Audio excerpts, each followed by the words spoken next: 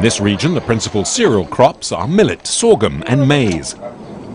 Farmers use the technique not only to save money, they also obtain a higher yield. Before, we had an average yield of 600 kilos a hectare. Now, with microdosing and improved seeds, the yield is almost twice that, at 1.5 tons.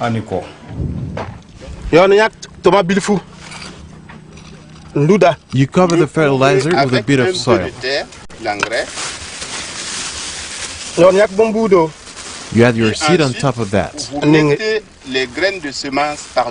Then, you put some soil over the seeds.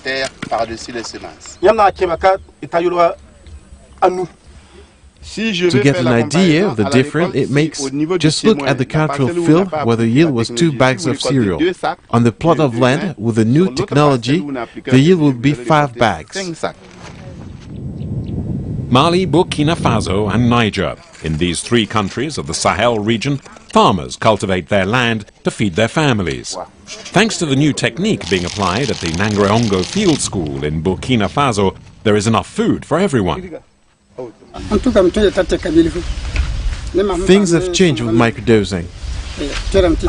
I grow my own food, and thanks to the surplus, I've also been able to grow and sell onions.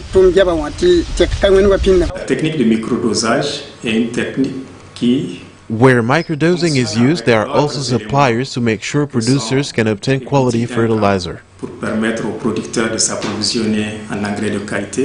It is also used in conjunction with the warrantage system. Warrantage is not actually a method of cultivation. It is an original system of management that means farmers can obtain loans for their livestock raising or market gardening. The farmers deposit a part of their harvest as a guarantee. The revenues generated by this system are also used to buy seeds and fertilizer. African women, who are particularly vulnerable to poverty, are the principal beneficiaries of the ICRISAT program. Before I started using this technique, the family's main worry was finding enough to eat. Now our production has increased and I can sell the surplus on the market. I've also invested more in raising pigs. I've been able to send my 5 children to school, and I've bought 2 bicycles. I can honestly say that microdosing has helped me fight poverty.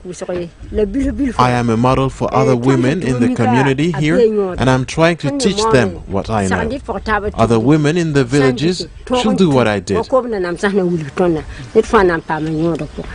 The results in the 3 countries using the microdose technique have been very encouraging. Production has increased by more than 40%, and earnings are up by over 30%. With figures like these to tempt them, other famine-afflicted regions on the continent could follow suit. Of particular concern is the Horn of Africa, where, according to the United Nations, more than 10 million people face starvation from the most serious alimentary crisis in over 60 years. How can we maintain hope in the face of the conflicts which continue to spread in several regions of the continent? Can the Silencing the Guns initiative be a game changer? We asked Khantan Lamamra, High Representative of the African Union, for his analysis on the settlement of the ongoing conflicts. Listen to him. D'inégale envergure et ampleur, There are varying sizes and impact, and some are being dealt with on a bilateral basis, others on a regional level. And then there are conflicts being dealt with by the African Union, the United Nations, and the relevant regional economic communities.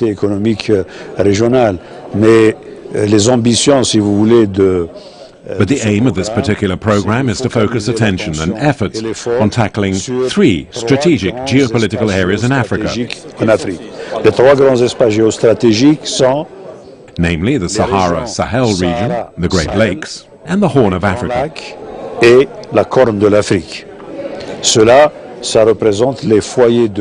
These areas are the hotbeds for the worst and most serious armed conflicts, resulting in the most casualties.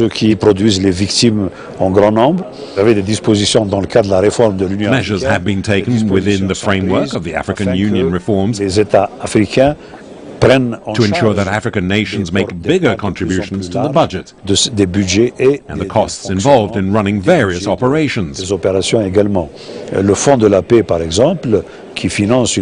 Peace Fund, for example, which funds part of peace and security operations, is being fed to levels that have never been achieved in the past. That being said, in addition to the efforts of African countries, international cooperation will continue to be essential. And also, what Africa can do for its own security and for peace across the continent is also a direct contribution to peace and international security. And therefore, our international partners who work hand in hand with us, the European Union, but also a certain number of others, the United Nations, which share a strategic partnership with us, and big nations cooperating with African countries. Well, it is essential that we speed up the whole process and the mechanisms that are already in place, and make sure our efforts are optimized.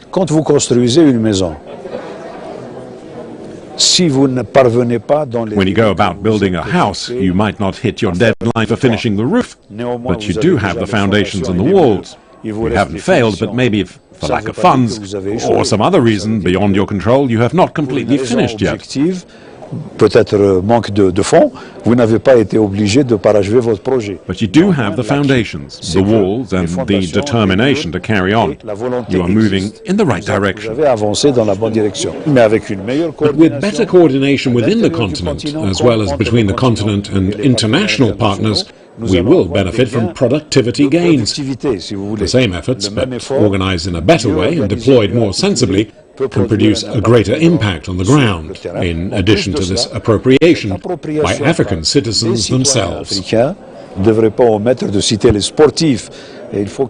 mustn't forget the role played by our sportsmen and women.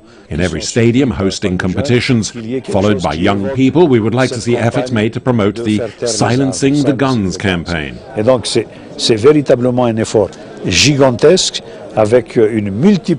other words, we would like to see a huge effort being made with a whole range of actors, from the more traditional ones to the men and women of Africa. Should all be the actors and direct beneficiaries of the Silencing the Guns campaign. Next week, in fact, we will discover the second report of our Voices for Peace series in collaboration with the African Union about how Angola is recovering from a terrible civil war thanks to nature and the ingenuity of its people. Well, that's it. Initiative Africa is over for today. And of course, you can catch the program on our website, africaonair.com, as well as on our social media channels. Feel free to share, like and comment with the hashtag Initiative Africa TV show. And don't forget, next week, same time, same channel, I'll see you again with Business Africa. Have a great week and Happy New Year 2021.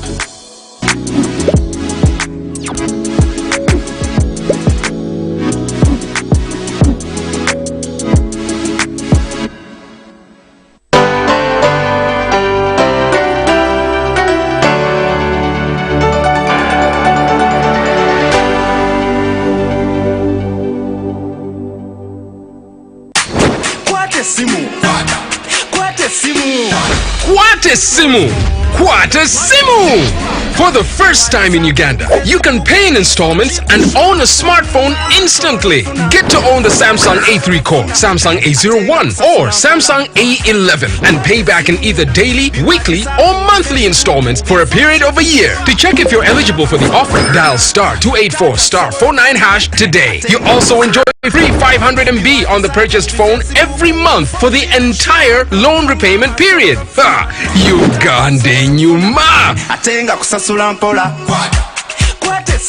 Airtel, the smartphone network, in proud partnership with MasterCard, Samsung and Asante Financial Services. The day the world stopped was the day we found where to go.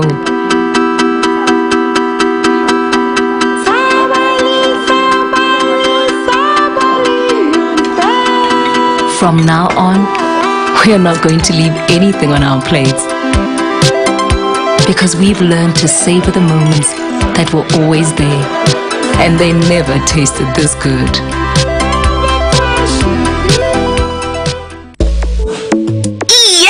Enjoy great value from Airtel with the all-new My Pakalast combo offers. We have customized especially for you the best deals on minutes, data and SMS with our 3-in-1 My Pakalast combo to give you the best value as you stay in touch with friends and family. To activate My Pakalast voice combo, dial *100*2*1# to get started. Airtel, the smartphone network. Aaron, yes, ma'am. Your online classes are about to start. Do you have your writing materials ready? Do you have your notebook ready, your sharpener, your rubber, your ruler? We need to put off things that might distract you during the lesson so that you pay attention to the teacher. By the way, this is your new classroom environment. The teacher will be bringing you lesson online. Respect them. Dear parents, make sure that the children's gadgets are fully charged. They have enough data to take them through the lessons as they go online. And make sure that the children are comfortable as they study.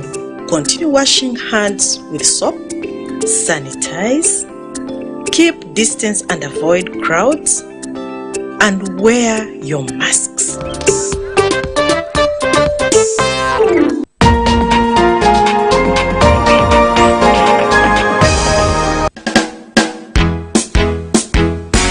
Let me drink one for the road. I'm here to die. Let me drink one for the road.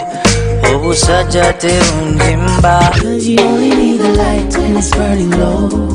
Only miss the sun when it starts to snow. Only know you love her when you let her go. Whoa, whoa. No, I've never been someone shy until I seen your eyes. Still I had to try, yeah. Girl, every little thing I do it for you. In every little song I sing it for you.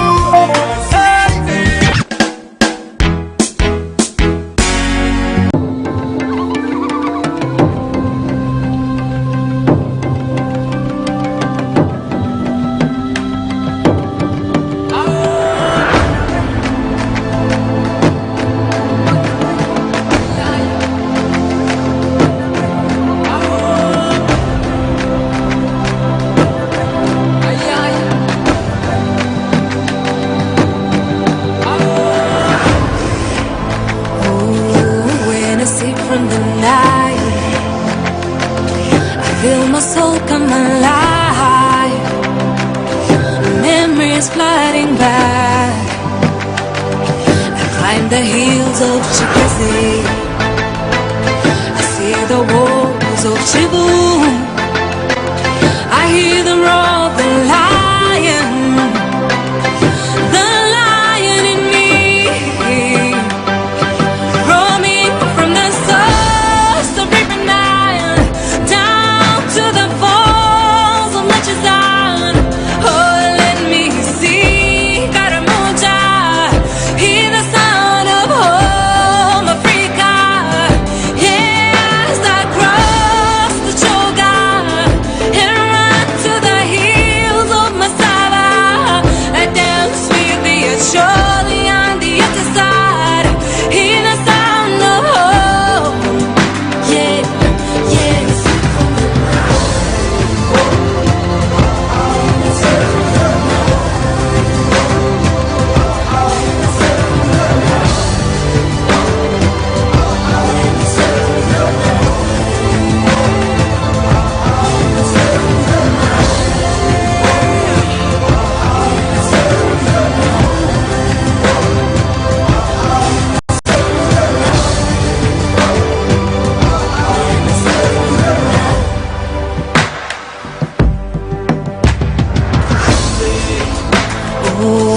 From the Owen Falls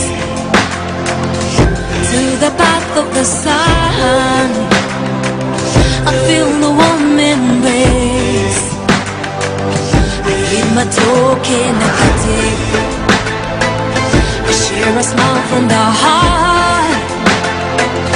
I hear the roar of the lion in me. Roll me from the source of reaping down to the falls of which is on. Oh, let me see Karamoja, hear the sound of home Africa. Yes, I cross the Choga and run to the hills of Masala, and now sweet the surely on the other side. Hear the sound of home.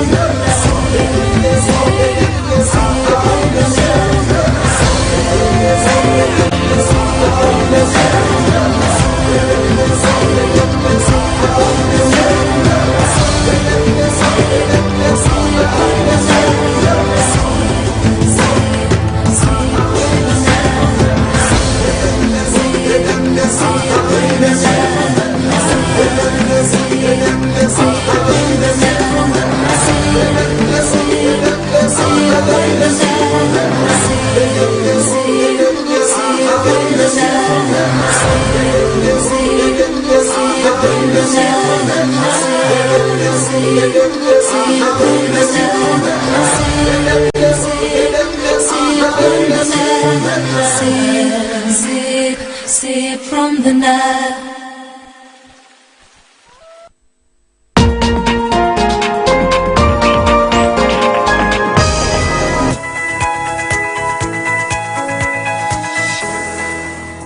Hello, my name is Dr. Henry Dungu, a consultant in hematology and oncology. Health promotion and disease prevention programs focus on keeping people healthy. They aim to engage and empower individuals and communities to choose healthy behaviors and make changes that reduce the risk of developing chronic diseases and other illnesses. Join me on New Health Chat every Thursday at 9 p.m. on UBC TV, sponsored by National Medical Stores, who are mandated to procure, store and distribute essential medicines and medical supplies to all public health facilities in the country.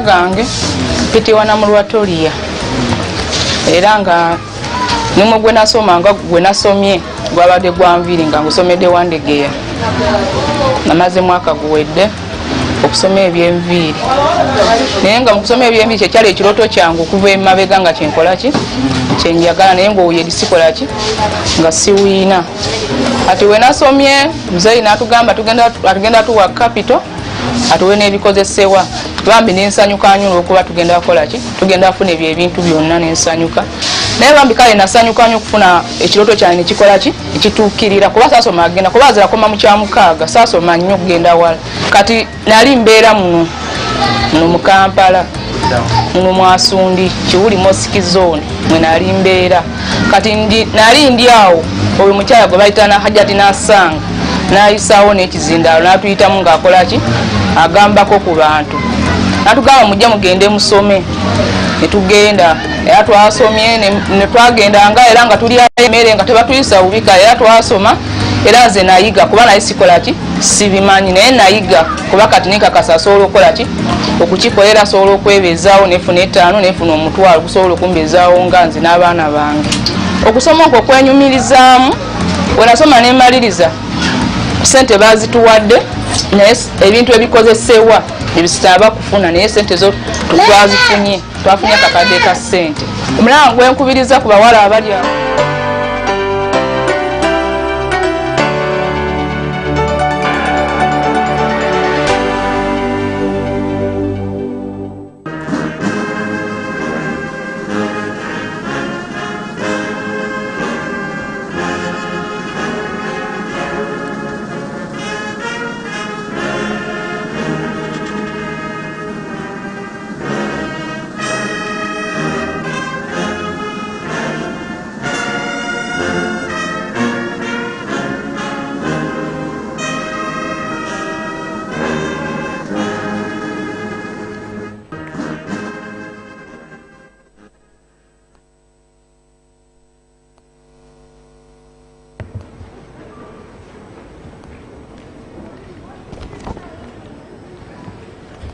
Item number 2, communication from the chair.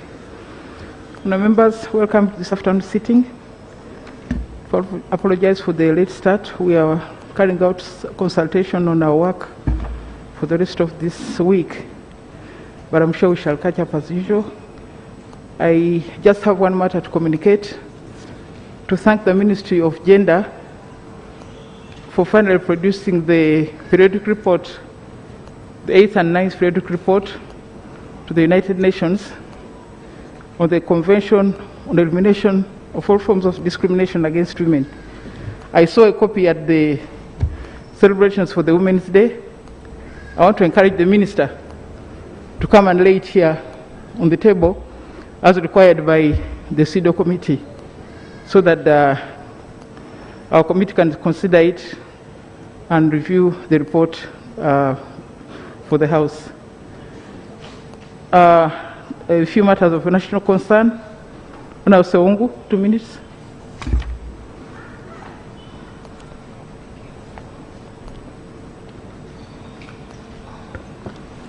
Thank you, Honourable Speaker. Honourable Speaker, I raise a matter of national importance, and it is from Ministry of Education. Honourable Speaker, some time back, I displayed this Parliament the reading materials that were published by Ministry of Education, which were done by New Vision, and they were not matching with the standard of children. And now, Honourable Speaker, what has happened is that the Ministry of Education has sent money to all the districts and has restricted this money to different companies, basically Fountain Publishers, MK and others.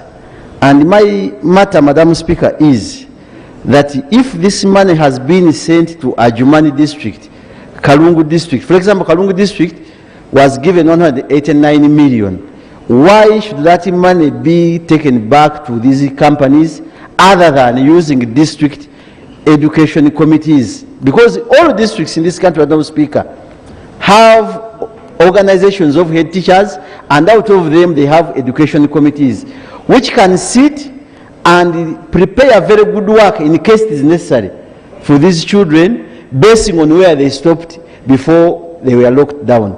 But here we are, nursery schools have not been catered for, pre-primary, but money is restricted, that schools, I'm going to lay all the salaries that were given to district education officers and the copy to some more other officials, but this money is supposed to stay on the accounts, but there are people to print these companies that are printing books in Kampala. So my prayers, Madam Speaker, are: 1, let this money be given, let the district education office and education at different district levels be given the authority to determine if at all they are to give children work, other than giving companies which failed at the beginning, because these companies are not experienced. When you go to district, Honourable Speaker, they set exams for their districts every term for P1, P2, P3, basing on the academic committees of the districts. So as I conclude, Mr. Speaker, I beg to read these circulars. The first one was given to the KCCA, got it on 26th February 2021, and the KCCA has over, I think it has got about 800 million, but still restricted. So this is purchase and distribution of home study learning materials in financial 2020-2021. And by the way, about to open the schools. This money would be used to prepare schools for the next term. Why produce materials? So I beg to let Mr. Speaker this one. Then I have another one which reads, yeah, these are from government. This is the additional expenditure limits for non-wage recurrent education capitation grant for printing of home study materials in the financial 2021. And this one has all the districts with the money they have given them. I can see Kotido municipality was given 86 million. I can see Shema municipality 68. I can't read all of them. Right, Honourable Speaker, I want to read another circular, printing and distribution of home study materials, which is restricting all schools, all district education officers from tampering with that money until it is sent back to Kampala for companies that have been contracted, that have been sourced without the expertise we expect that can compete with the other institutions, the other districts. I beg to let Mr. Speaker. What is your prayer? What's your prayer? My prayer, I pray that this money is not given to publishers, but we use district education committees to prepare work for children. That's my prayer at district level. That's the major prayer, other than using Fountain, MK, which don't have proper information and records of where schools stopped. So I'm saying the major prayer is that let teachers be used at district level to prepare materials for children, other than, and it will be cheaper than what will be used by these companies that have been sourced by the ministry. Okay, members, we shall submit that to the Minister for Education, so that she can come and tell us the feasibility. Oh, the Minister is here. Okay. Thank you very much, Madam Speaker. Madam Speaker and my dear colleagues, the government of Uganda, through the Ministry of Education and Sports, secured some funds from Global Partnership for Education, and this is the money we are using to print and deliver home study materials to the learners. So we had to follow World Bank guidelines and of course our laws. What Honorable Seungu, my brother, is saying, I think he may not be aware that we had to follow the World Bank guidelines, and also the fact that people competed and the 3 companies were given the tender to supply these materials. And Madam Speaker, they have gone very far. They have started, Madam Speaker, some of these materials have already been delivered because they are supposed to print and they deliver to the schools. Last week, many of these materials had reached many of our districts. But the point is raising, Madam Speaker, I've taken note of it. Perhaps in future we'll be able to do something. Okay, but if the contract has already been awarded, I don't think it can be interfered with. Right, Honourable Speaker, I think through you, right, Honourable Speaker, you will direct the committee to investigate this matter further, because the information I'm giving is indelible. And I'm saying, in Kalungu district where I come from, the money is still on the account, not yet utilized. Now, if the World Bank gave you that offer, but it is directed to put the money on accounts of districts, then how does it come back to Kampala to determine the printing? Because we have no speaker. I am on record here, I showed the materials they first gave these schools in New Vision, they were not useful. What we are saying, districts have different machines that can be used to print, some of them, even at their district levels. When you use teachers at that district level, they will prepare useful materials for these children because they are the ones teaching their children. But you are using MK, which has been making books to give materials, and you are saying they are already on the way. What was your input, Honorable Minister, as you are being given this offer? Did you just accept for the sake of taking, or you are interested in children? Because, Honorable Speaker, it's not about printing materials that you discover what you teach. It's about what you prepare to teach children that is useful to the children.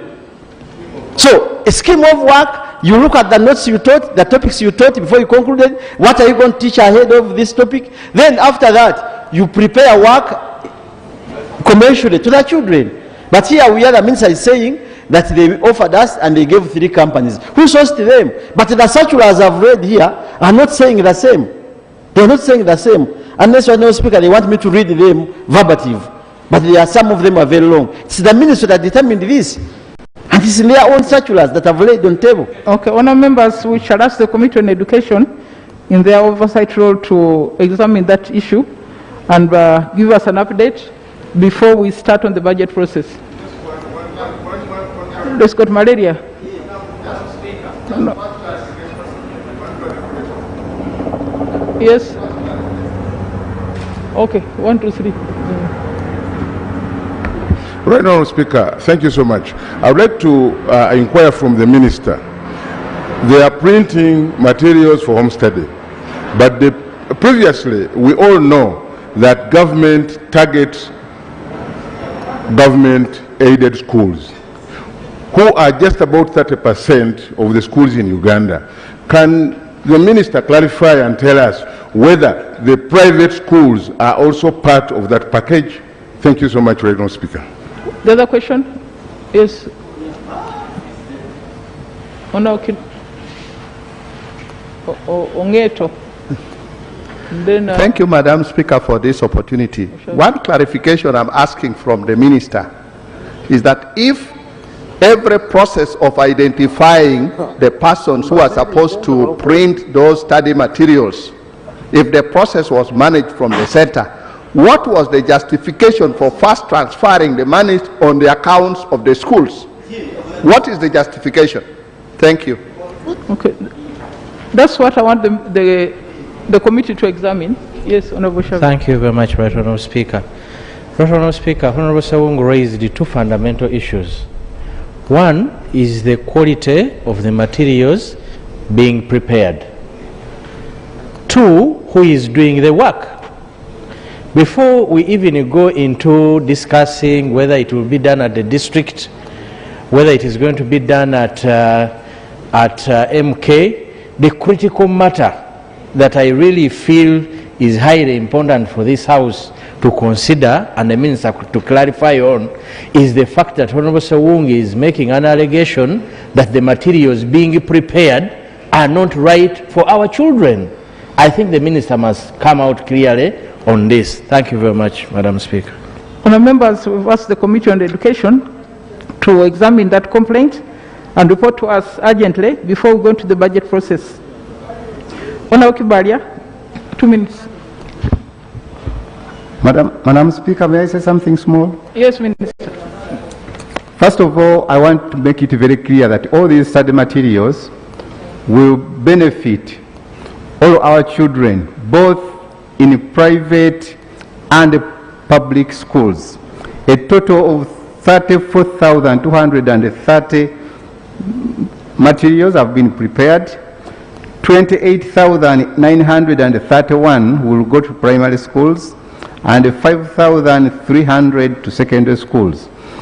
And when you talk about quality, the quality is one of the ingredients that required one to win the tender, is to ensure that you had all the manpower, you had all the experience, you had all the know-how of printing and distributing these materials to the schools. That's one of the conditions. And these people are the ones who had the ability to do so. So the issue of quality, I have all the trust that I submit, Madam. Okay, the committee will tell us establish about the quality and they give us a report. Yes, Honorable Kibalia.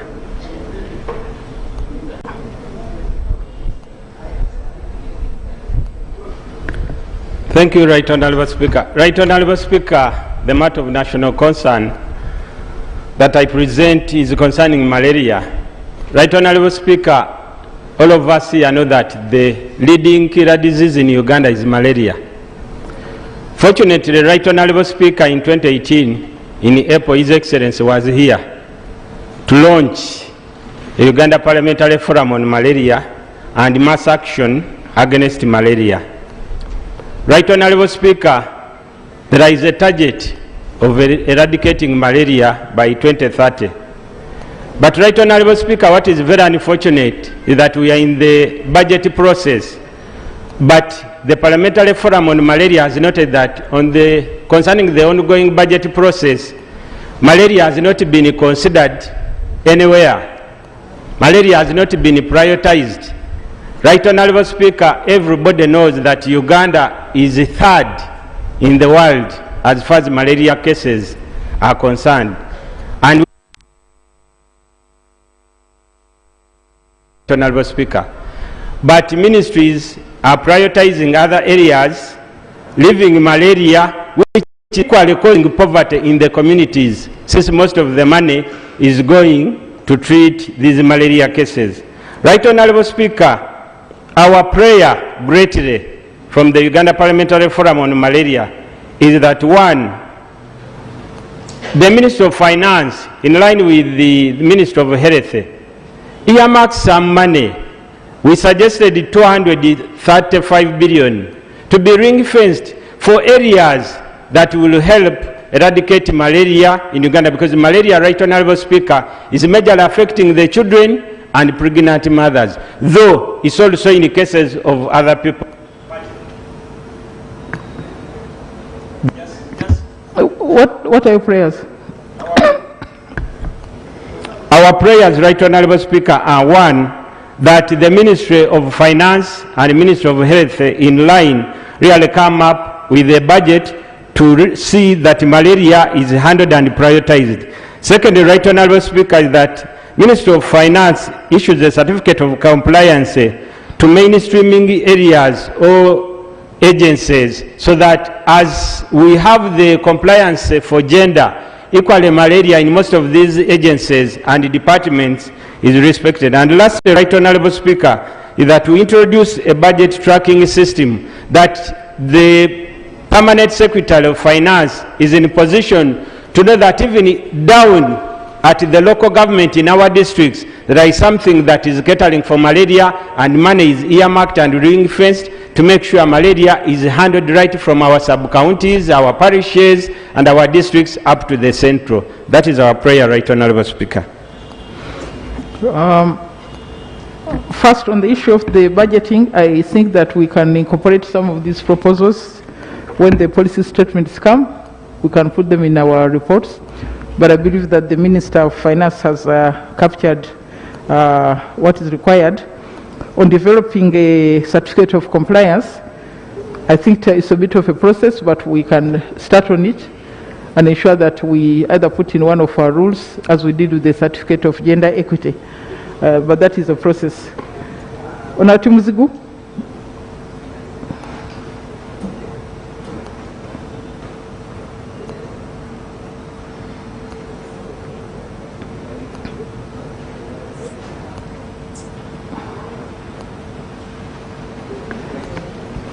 Thank you, Madam Speaker. Madam Speaker, I have a matter of national importance concerning the confusion on how and whether the school-going police constables will be paid for February and March according to their contract. Madam Speaker, there is a confusion now when school started, because we have police constables who were school-going, and some of them have decided to remain in the villages or in the areas such that they can also benefit from their salaries.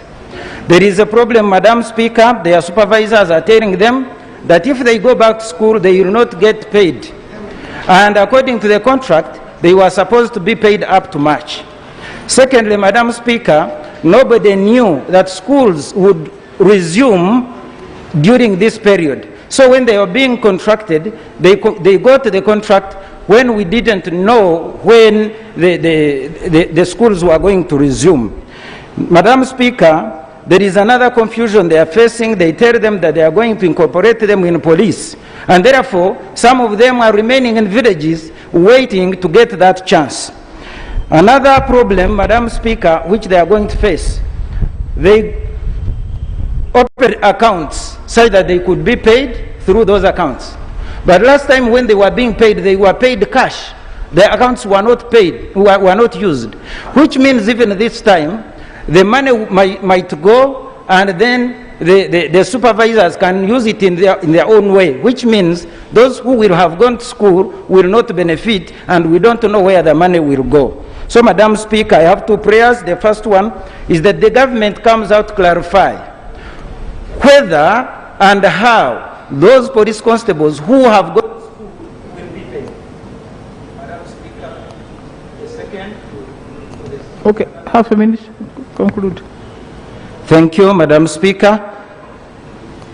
The second prayer is that the government directs the concerned authorities to pay this money through banks, such that there is no chance of cheating these young police constables, because we are not sure whether that money which is going as cash is paid directly to them, or they even take some parts, they take some amount from them, because they opened those accounts such that we can avoid corruption, Madam Speaker. Those are my prayers. Thank you very much.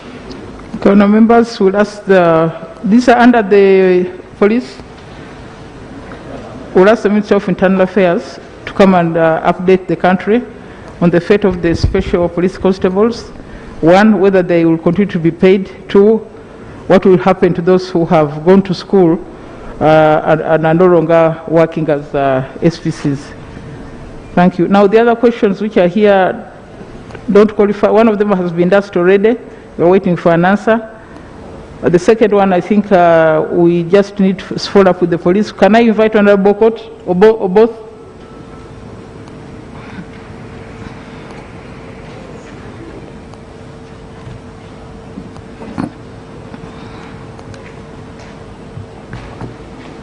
Thank you, Right Honourable Speaker. Right Honourable Speaker, on 8th of this very month, hailstorm, wind that accompanies such hailstorm in Tororo was the place that they resided, and caused havoc in the sub-counties of Magora and Yolwa, particularly the villages of Poduti A, Poduti B, Pawangwen, Poyameri, including the Poyameri Primary School. The classroom block was blown. Reina High, the old laboratory block was, the roof was blown off. And several homes, over 200 families and households were affected. Crops, especially millet, maize, banana plantations were all destroyed.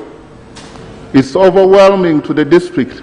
And Right Honourable Speaker, you know, I never come to this floor just like any other day.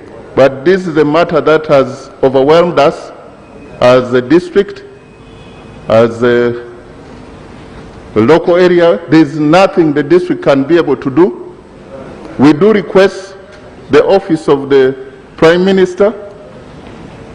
I have tried on phone to get in touch with the line ministers. Was not possible. I have written to them. I thought I would meet them here.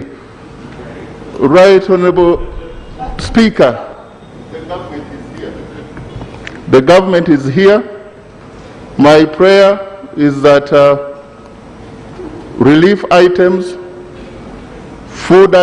food be supplied, iron sheets, some great government intervention be given to the people of Magola and Yolwa sub-counties so that they can be fed. Families are now settled with their neighbors. Some are in the neighboring institutions. About 70 people were injured and were taken to Toro Hospital. And I think around now, no deaths, yes, but about 25 of them have been discharged. It is very pathetic that we need government intervention. Thank you, Right Honorable Speaker. Thank you very much, Honorable Oboth. Fortunately, the Prime Minister, the government is here, and the leader of government business is here. You want to commit? Yes, Honorable.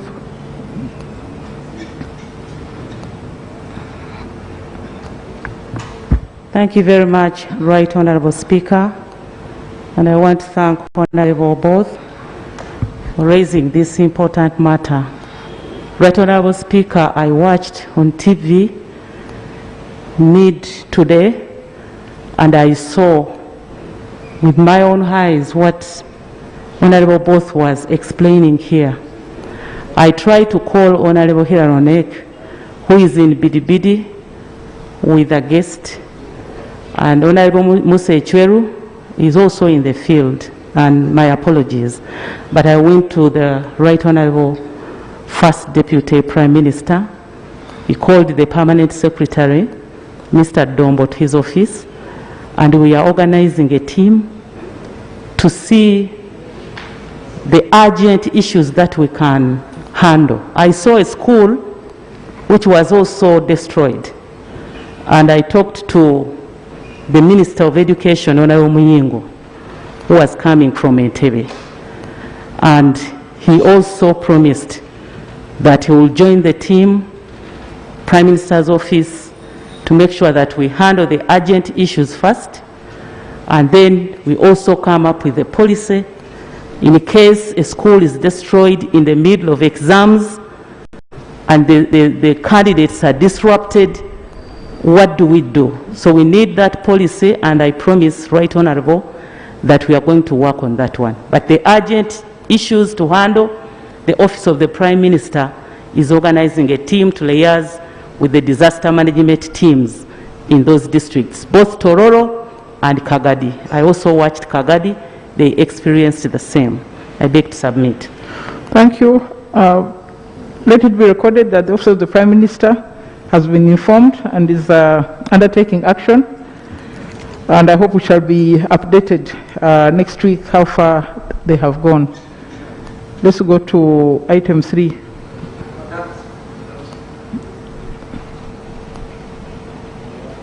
Now, Honorable, the issue you want was raised last week. We are waiting for an answer. Yes. Yes. Yes, Honorable Kakozi.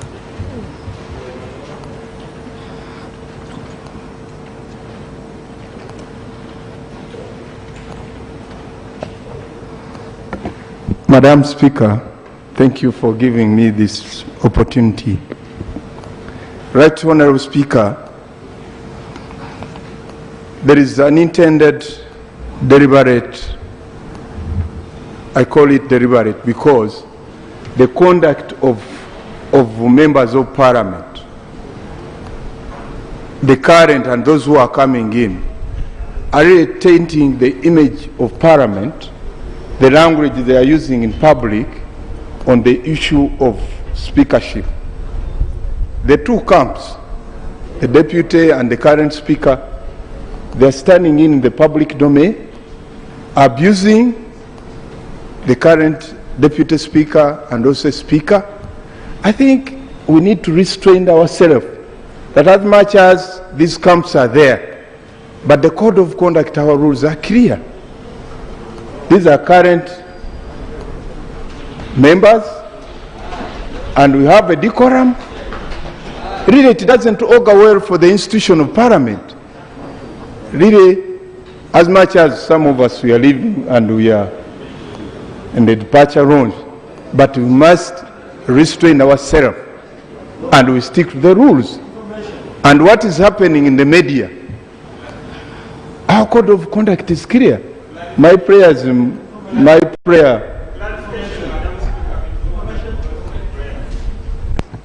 Thank you, Right Honourable Speaker, and thanks, colleague, for giving way. Right Honourable Speaker, the colleague has been clear, and the camps are clear. Me, I'm Team Kadaga, so the camp is clear. Right Honourable Speaker, the Honourable Member knows all the MPs who are sitting in the 10th Parliament, and he has said they are using bad language, wood and parliamentary language. To be clear and to save this institution, in your leadership, Right Honourable Speaker, this institution was the best, uncorrupt.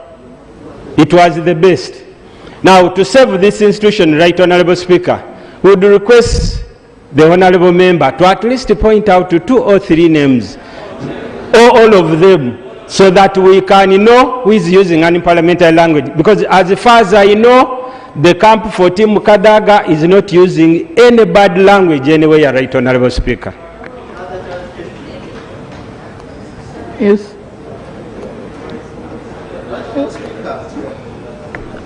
This is a serious matter. I'm among those members who are very talkative, and I don't need a score from other members.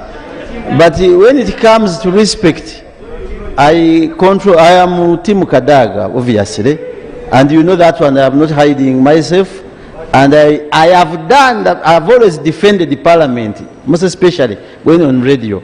But Honourable Speaker, what Honourable Kakoza is saying is very key. Last Saturday, I had a minister on top radio, let me mention it, saying that the most corrupt institution in Uganda is Parliament. The committees of Parliament are very corrupt. I have said that already on Saturday, and she's a full minister. I said, this was the Honourable Betty Kamya on radio.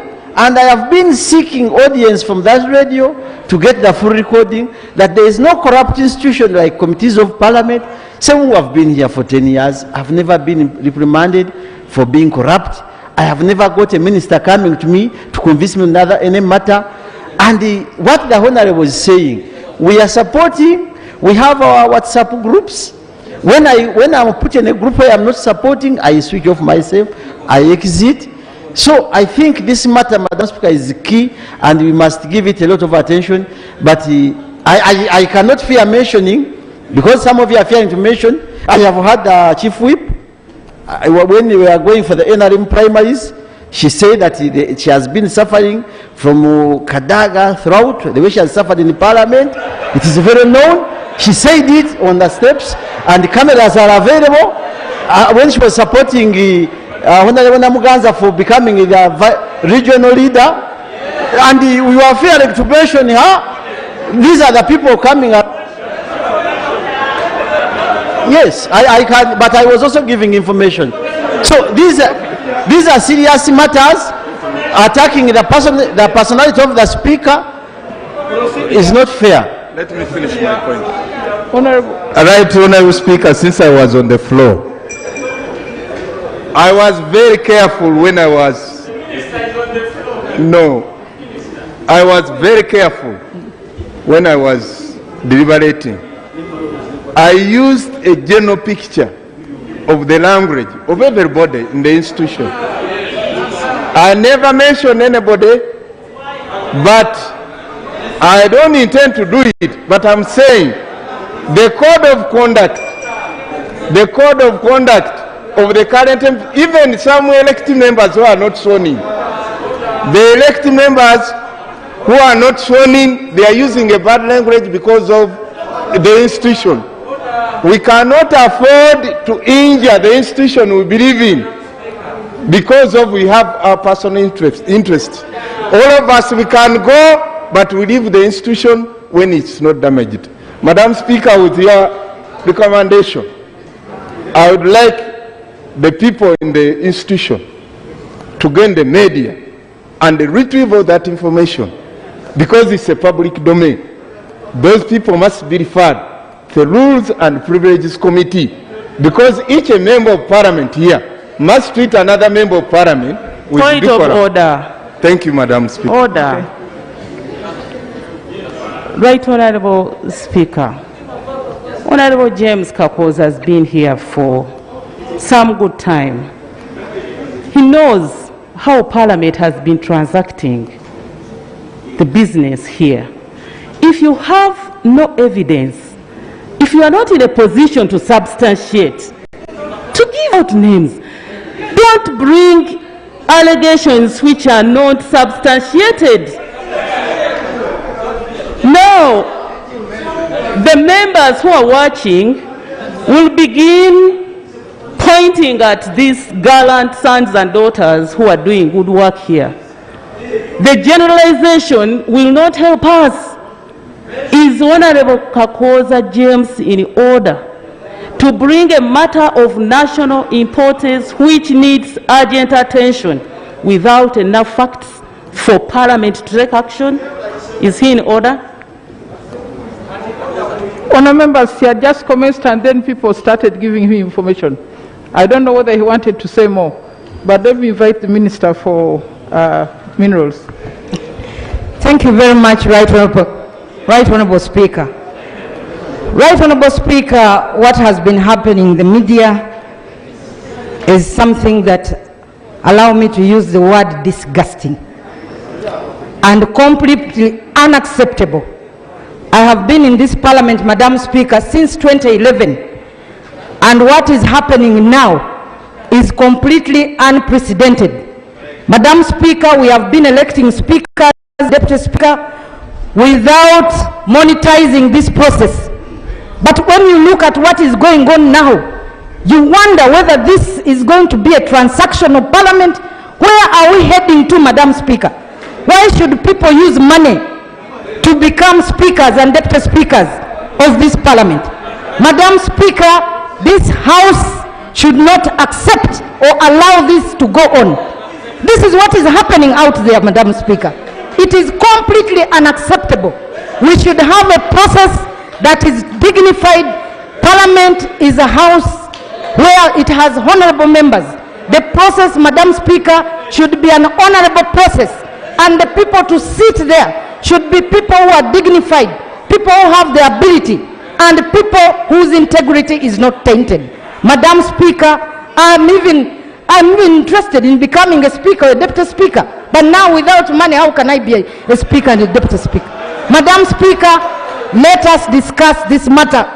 Let us find a way of ending this corruption. What kind of Parliament do we want to have? If this can happen, for people to ascend to the position of speaker and deputy speaker, what is going to happen tomorrow in the committees, Madam Speaker? Madam Speaker, I want to request that this matter be handled by the institutions, whether it is the Rules Committee. Let me take information. Madam Speaker, thanks. I thank the Minister for allowing this information. Right Honourable Speaker, we are here saying that we need to put this right. Right Honourable Speaker, on most of the forums, the Chief Whip has been seen writing that SEC has decided, that State House is saying, and it has said, that for us who have made a point, and for us who have decided, on record, Right Honourable Speaker, here, the Chief Whip here.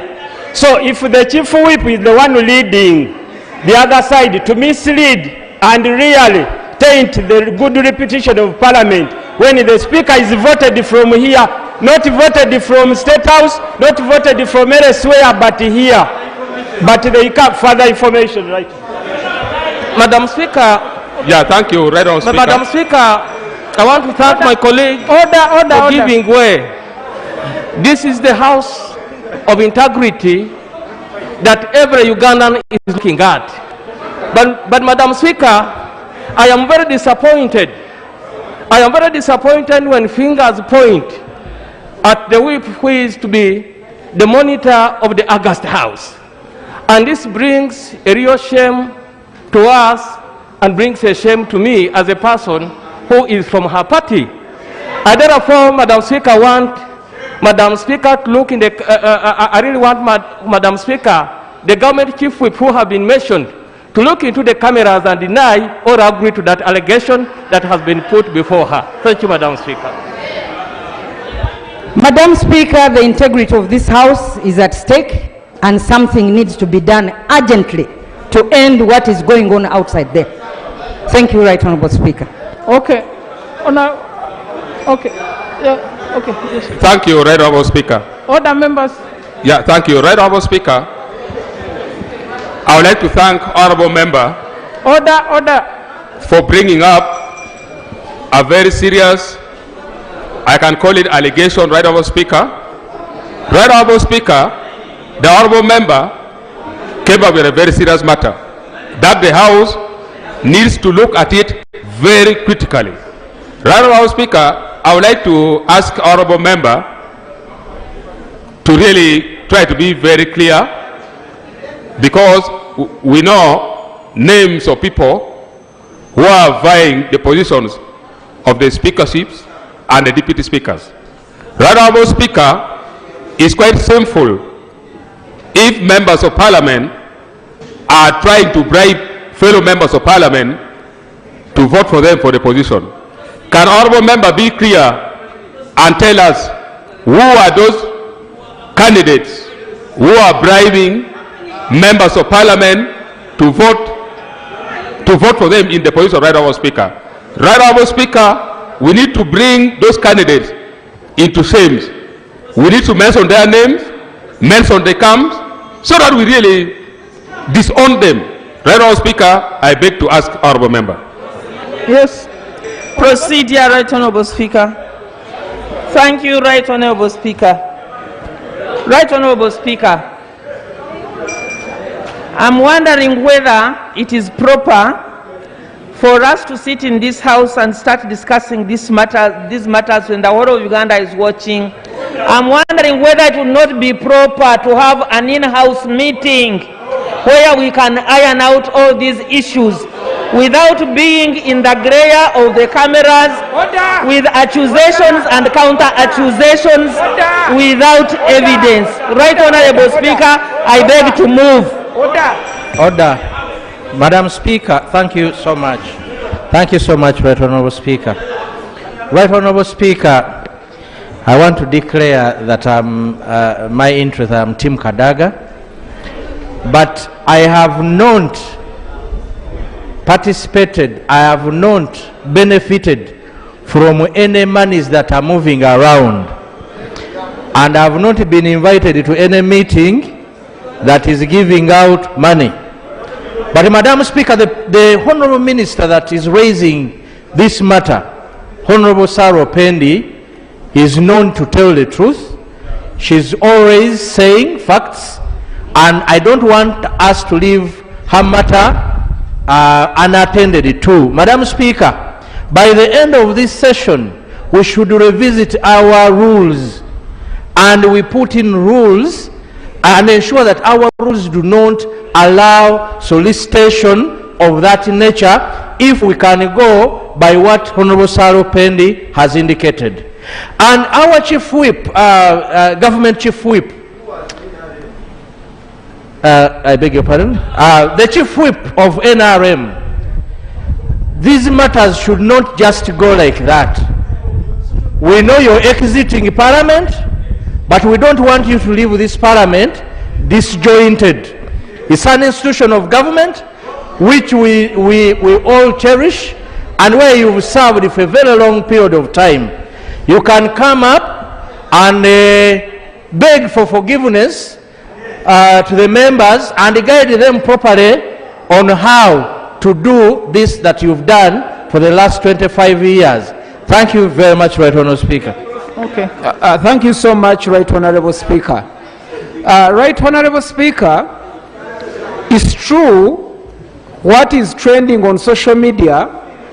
The allegations say that SEC does not want Right Honourable Kadaga, and one of the members has alleged that actually she's my Chief Whip who is passing all this rumor.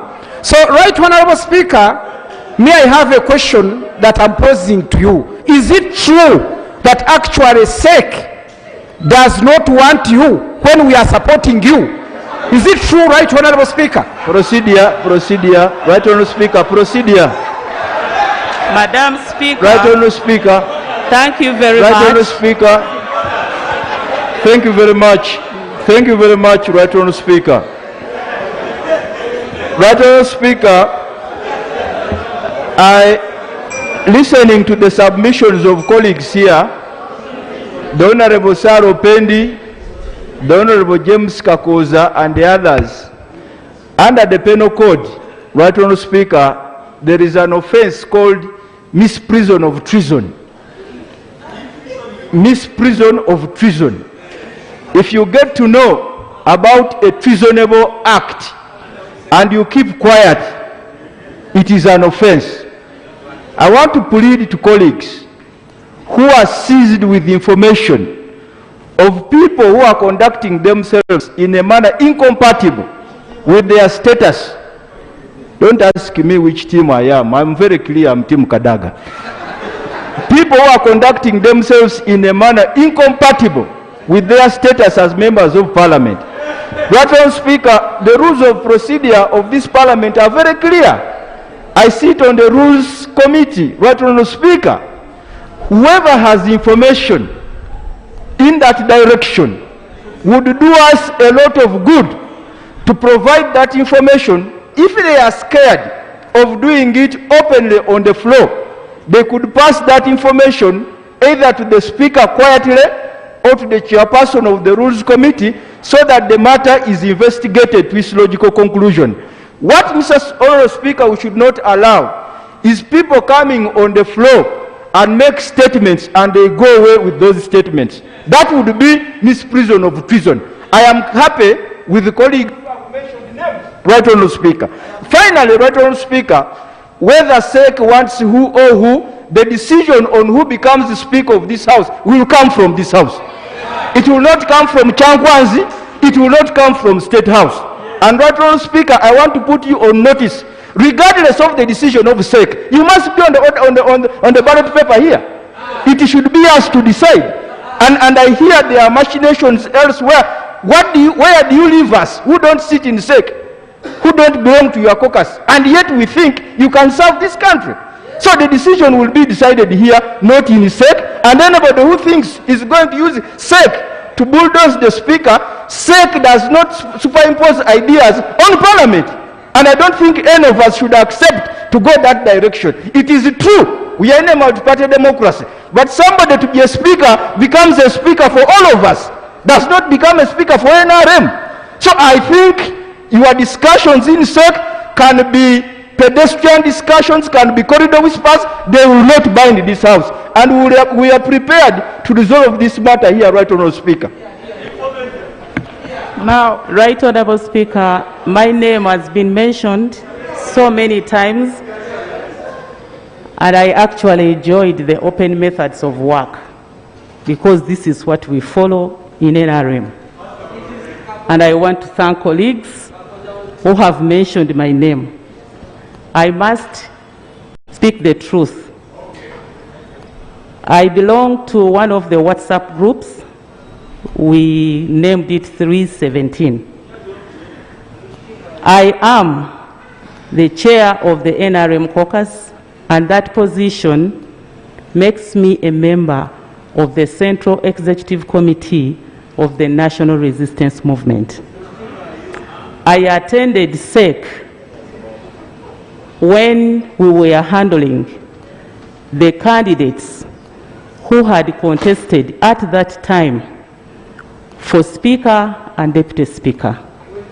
What I posted was a reminder of the SEC's decision of 2016, where SEC persuaded Honorable Olanya to step down for Right Honorable Rebecca Kadaga. Honorable, do you want us now to bring the SEC members to confirm or deny what you are saying? Please, Madam. Honorable Kabira, please. Please. We can do that. This is a reminder I made. It will remain on record. There were negotiations that time. There will be negotiations even this time. Order, Madam Speaker, order. We are in a multi-party election. The parties have a say. Point of order. Order. Point of order. Thank you, Right Honourable Speaker. Right Honourable Speaker, it is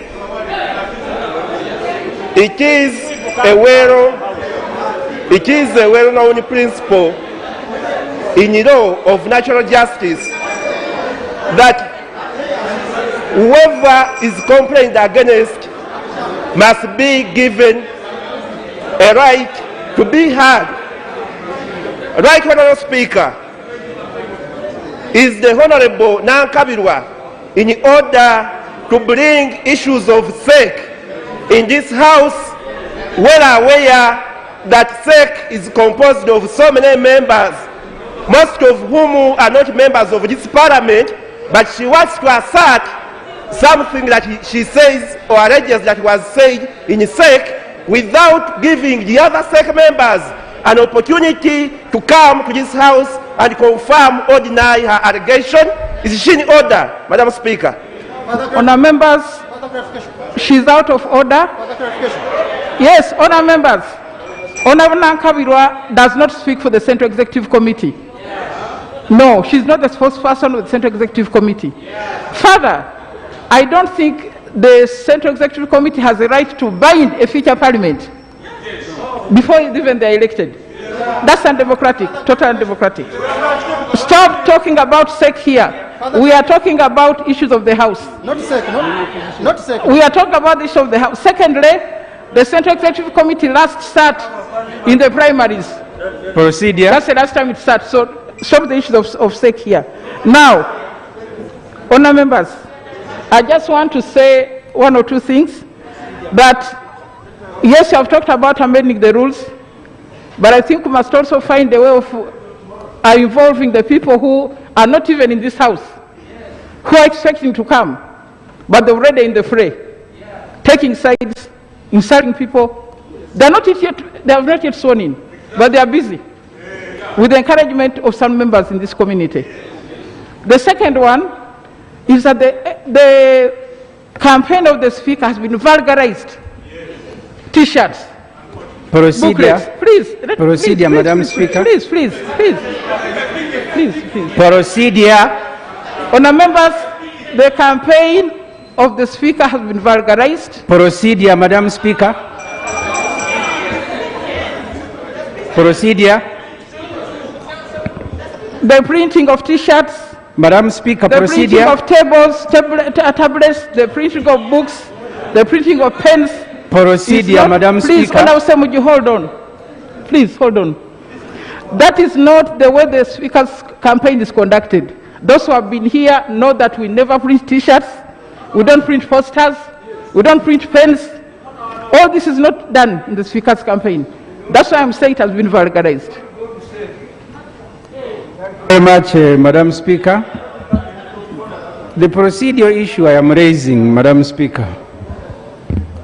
Yesterday, I declared my intention to stand for the office of the Speaker. And every member of Parliament under the Constitution is qualified to contest for that office. The procedure issue I am raising, because our rules are very clear on matters of conflict of interest. Madam Speaker, I have heard people say I am Tim Kadaga, which disqualifies you from presiding over any debate on matters to do with the election of the Speaker.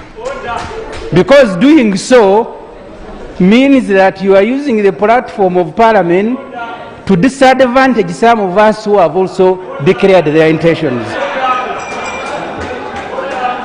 Can you, Madam Speaker, guide us whether the rules have been overthrown and a candidate can turn a session of Parliament into a debate to discuss her candidature? Honour members, we are not debating. A matter of concern was raised on the conduct of members in this campaign. That's what the issue is.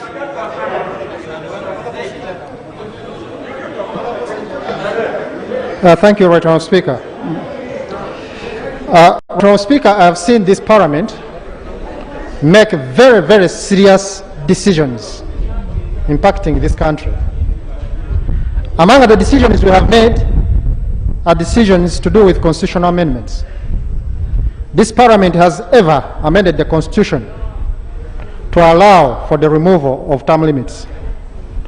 This Parliament has ever amended the Constitution to allow for the removal of age limit. And the effect, the consequence of these two amendments was to allow the President, who would have not been eligible, to contest for the next election. Now, reference has been made on a decision which was made by SEC, and I'm wondering, is it such a hard decision, harder than amendment of the Constitution, that the matter that happened in SEC shall overrule the Constitution and the rules of procedure of this Parliament? Thus I seek your guidance, Right Honourable Speaker. Honourable members, if we are going to import positions of political parties into this debate, I would have to listen to FDC's debate, import it here, bring DP debate, bring it here, UPC. Please, the issue of SEC, leave them out of this meeting, leave them out of this Parliament. What we are talking about is the conduct of members in this campaign. That is the matter for concern. And I want to invite the Rules Committee to examine what has been happening and make proposals for us to address the issues. Right Honourable Speaker, I really welcome your guidance. And this House needs to remain respected, because the House where everybody has their eyes on. Somebody was saying that let us have an insider meeting in-house. This is a public house. People who are vying for positions are public, and therefore there is nothing we are going to discuss under the carpet. Madam Speaker, for us the independents who have been quiet, you the party should not confuse the independents. The NRM, the FDC, the DP, so and so. If you are not, we shall also announce that we want to contest for a position, which is not okay. So leave us and give us the peace. Right Honourable Speaker, how I wish this election could be brought just tomorrow so that we settle this storm. How I wish they could arrange and amend these rules of procedure so that we finish with these things this week. Yes. So, Right Honourable Speaker, for me, I want to respect your chair. Members, let us behave honorably. This thing of writing things on the papers anyhow, as if you are the only one who has the pens and pencils, that is not good. I beg to move. Thank you. Madam Speaker. Yes, Madam Speaker, thank you for this opportunity. Madam Speaker, as the Vice Chair of the Rules Committee, I want to say that, first of all, we are currently, as you're aware, considering the proposed amendments of the Rules of Procedure of Parliament. Last week we started doing that. We have not concluded on this process. So as you stated, the members, I wanted to let the members know that they're welcome to present some of these proposals so that we can address the loopholes. Madam Speaker, one of the challenges, I think the other issue that you mentioned is with respect to people who are not yet members of Parliament. As you're very well aware, previously we invited members of the press into an inquiry when there was an article alleging that 80 members of Parliament had gone to UNA and all that. So there's a precedent in place, and obviously where the rule is silent, what you're ruling somehow becomes part of the rule.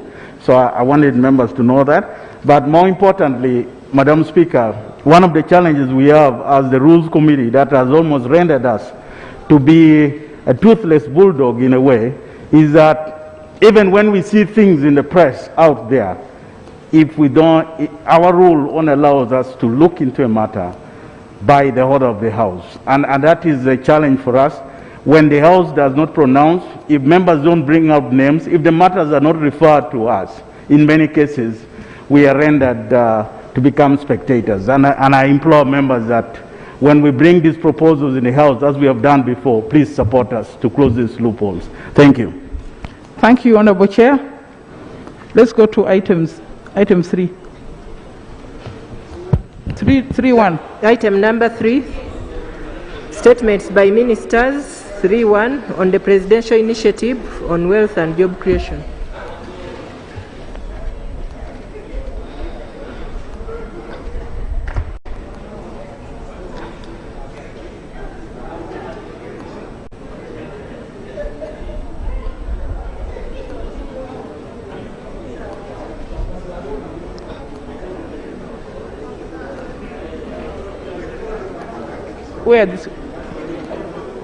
Where are the stewards?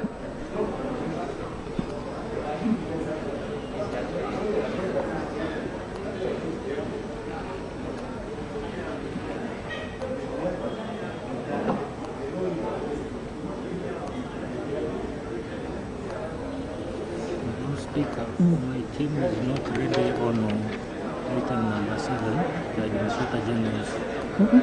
We wanted to move it together with the succession. No, we are going to this one. No, the rest This one I'm ready. This one's already. Yes, but item number 7, I just wanted to alert you.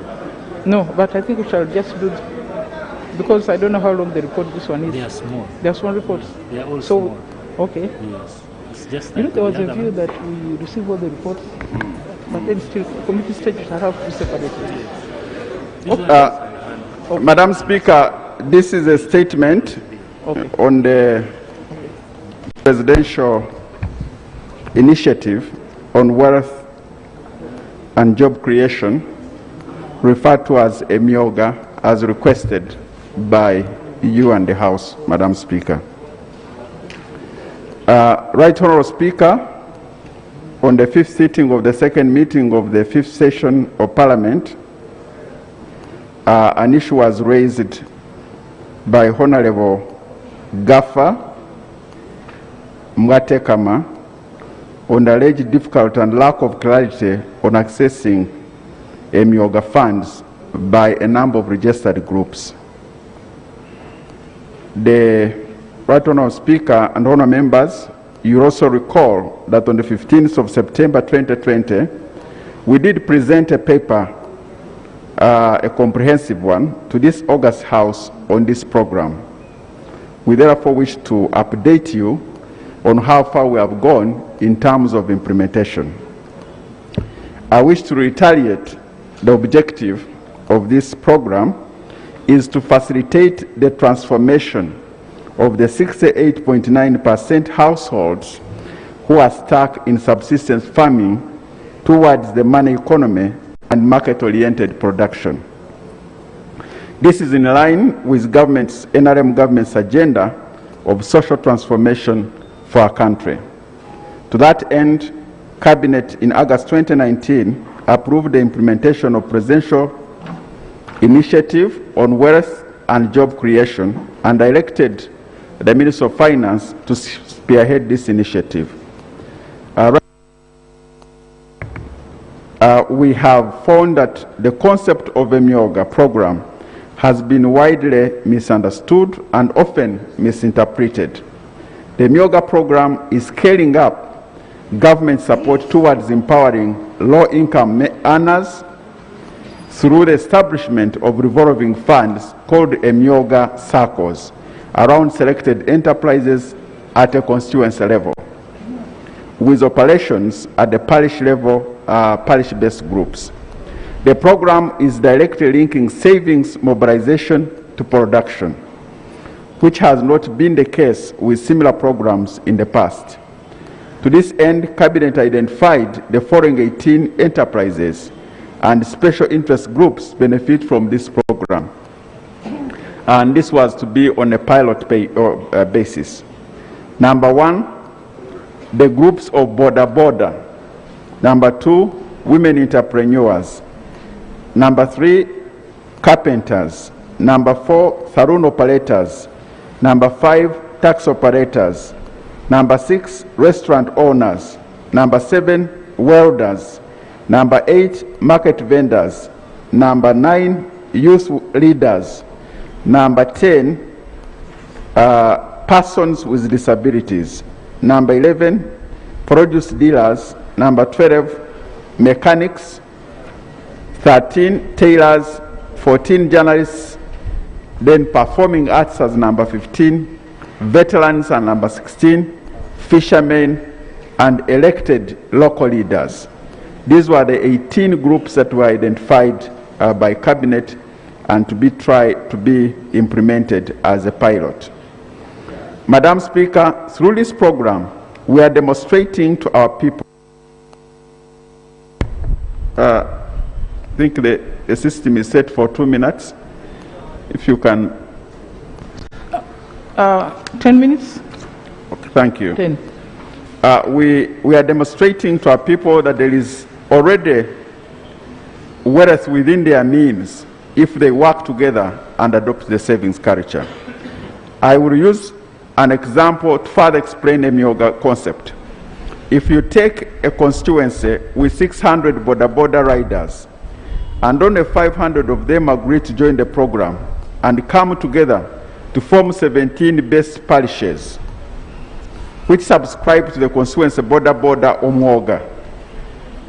If the border riders under their Omwoga circle resolve to save only 1,000 shillings per day per member, they will accumulate 500,000 per day, translating into at least 3 million per week, shillings 12 million per month, and ultimately 144 million in just 1 year. So, Madam Speaker, under this initiative, government is only complementing the members' internally generated savings with each of the elected local leaders' constituency Myoga receiving a grant of 50 million, while the other constituency Myoga circles receiving 30 million per constituency. So the local leaders, we give them 50 million per constituency, and the other Myoga, we shall give 30 million per constituency. Colleagues, while the apex of Myoga circles follow the cooperative model and principles, they are distinct from the ordinary circles because they are enterprise-based. They are enterprise-based. And their direct membership to the Myoga circle is by parish-based groups which have been modeled around the VSR methodology. The individual members can therefore only save with the access of funds. I want, Madam Speaker, to update this House on how far we have gone. 1, the budget for the Myoga. Right Honourable Speaker and Honourable colleagues, in the financial year 2020-2021, 200 billion was voted by this House for the Myoga program. These resources have all been dispersed to the Microfinance Support Center, which was designated as a lead agency for this program. 260 billion. 260 billion. Meaning that each constituency will have access to roughly 500 million. Right Honourable Speaker, the Microfinance Support Center, which is a fund manager, is working in collaboration with district Myoga task forces that have been set up in each district and chaired by the RDCs. The district task force draw membership from the accounting officers, from the community development officers, district commercial officers, and the civil society. Colleagues, the Myoga program is being implemented in 5 phases. The first phase, community mobilization, identification of beneficiaries. The second, registration of parishes, base groups, and the Myoga circles. The third, we train them and educate them on a number of things, including financial management. The third is to disperse the funds, and the fifth is to monitor and provide technical support. On the issue of community mobilization, Madam Speaker, as you well know, the Minister for State for Microfinance has been moving across the country, mobilizing people to form these circles, working with the LRDCs and the COWs. And so far the program was successfully launched countrywide, and 4,080 participants took part in the meetings across the country. On registration of parish groups, members under this phase, we mobilized and facilitated the formation and registration of 205,710 parish-based groups and 6,101 Apex Emyoga circles countrywide, reaching 4.1 million direct beneficiaries as of 29 January 2021. On the training and member education, under this phase, a training needs assessment for the parish groups and Apex Emyoga Circle was conducted and customized training materials developed. A lot of the 2,800 technical officers, including DSOs, or rather district community development officers, underwent a training of trainers, and they are supporting the district Emyoga task force and the microfinance support zone offices to plan, organize, conduct, and monitor the quality of training for the members of the parish-based groups and the leaders of the Apex Emyoga group. On the disbursement of the seed capital, Madam Speaker, to prepare for fund disbursement, the Microfinance Support Center entered into MOUs with various commercial banks with a view to fast-track the acquisition of bank accounts for Apex Emyoga circles by ensuring that the members benefit from affordable transaction costs and favorable terms and account futures. I am pleased to report that 6,059 Emyoga Circle bank accounts have so far been opened. Madam Speaker, as of 28 February 2021, government had disbursed, according to our records, 188.2 billion directly to the bank accounts of Apex Emyoga circles countrywide that have been validated by RDCs. So if you go to a district, Omyogo Boda, we have so far disbursed 188 billion to these Apex circles, meaning a circle at the district level, 188 billion. On the monitoring and technical support, after the seed capital disbursement, the Microfinance Support Center will continue to monitor the beneficiary Emyoga circles and parish-based groups, as well as provide technical support to their leaders under the company business development arm. Member training is also still ongoing. In conclusion, Madam Speaker, it's important to know that this has been a pilot, but the intention and the objective of this program is to lift the 68.9% according to the census of 2014, and we'll be updating the House on the latest figures, who are still in subsistence farming, the household are still in subsistence farming, into the money market. This was an idea of the NRM government, but we'll also benefit from you. How best can we implement this program? How best can we lift our people from this subsistence farming into the money economy? Madam Speaker and honorable members, as we finalize the budget, we'll also count on you to discuss this matter, and hopefully the resources that we have allocated to it will be approved by this House so that we can continue supporting our people and continue to lift our people who are in abject poverty into the money market. I thank you for the opportunity to make this update. Thank you, Honorable. I think we ask Honorable Mbwa first, but Honorable Minister, my difficulty is asking people to organize across 20 parishes in order to form an Apex. Some are more than 20, really. This parish, that parish, the other parish, 20 parishes, and then you form an, really? I have difficulties with that. Honorable Mbwa. Thank you so much, Right Honorable Speaker, and thank you, Minister, for attempting to answer my question. Right Honorable Speaker, among the questions I posed, I wanted to get clarification from the Honorable Minister. How much money are those groups supposed to co-fund?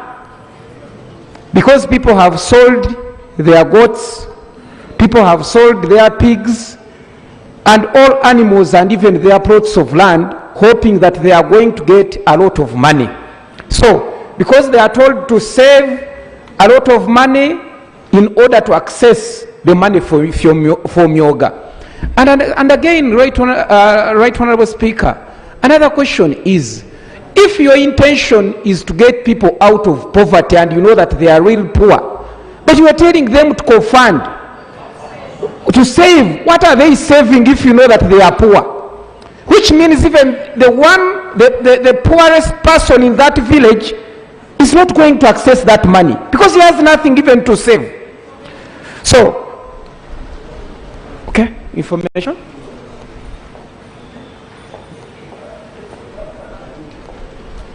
Honorable Pachuto.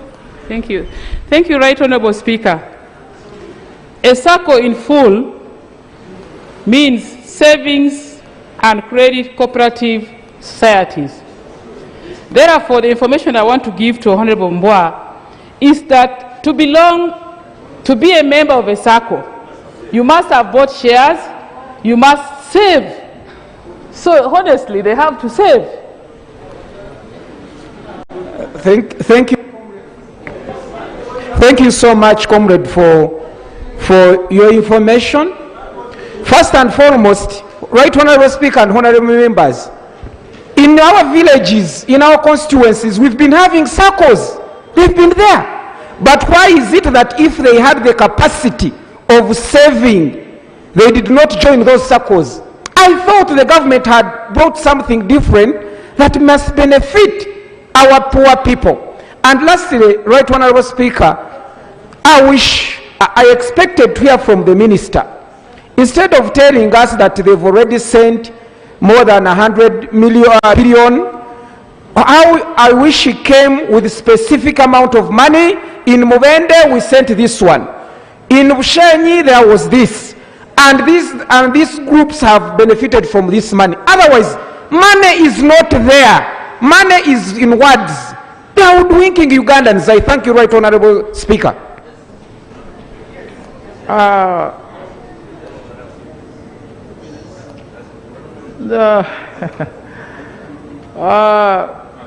Honorable Asamo,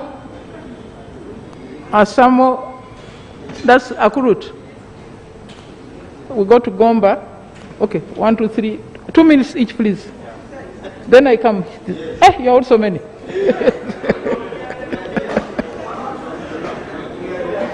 Okay.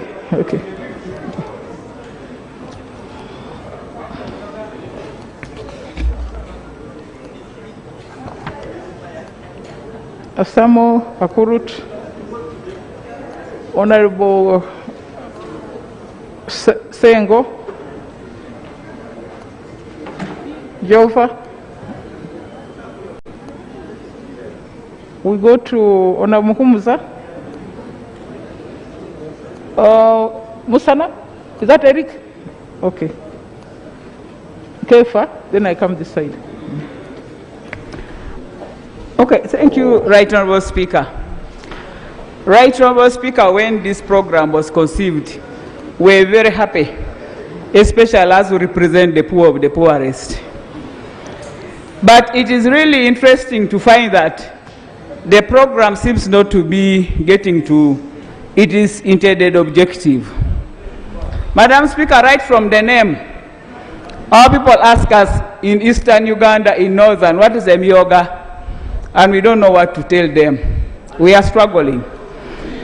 As members of parliament, I don't think we have been given a full training on this as leaders to understand how the program is supposed to run. Madam Speaker, the issue of you are told the Myoga could be skills, could be whatever, but now when you group people, some are people with disabilities, some are women, some are youth, others are in produce buying, then I ask which other people are where. I think the program, to me, Honorable Minister, can we have percentages for each Emioga? Those ones you have counted, the 18. What percentage are my people with disabilities supposed to attain? When you go to register, each member is supposed to get 20,000. And we are talking of 68% of the poorest in Uganda. It is very hard to get 20,000 in a village for registration. Madam Speaker, when you come down to the district, you are supposed to register your group. The CDO says, go and register. That's about 150.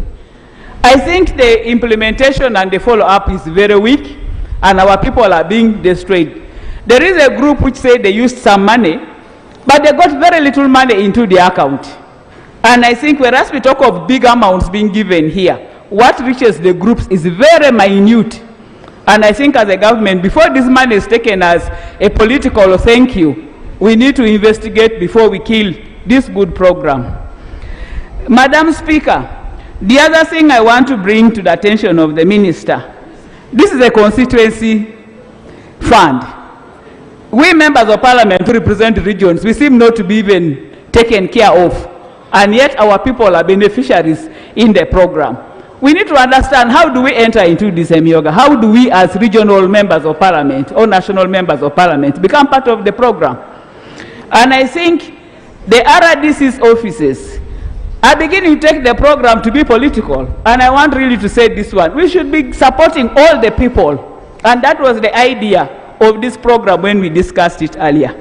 And I think for me, Madam Speaker, this money might go to the West. We need to change the strategy before we approve more money to see actually, are there groups or people who are benefited? Have they started doing the revolving fund? At least the women fund, Madam Speaker. We see the women are talking. Women have taken children to school. But this one, I'm not hearing good stories. And I think we need to look at it and see how we can penetrate the system and see that the poor people are supported. So that the 68% at least moves to 30%. Thank you, Right Honourable Speaker. Honourable Akurut, Honourable Sengo, Honourable Jova.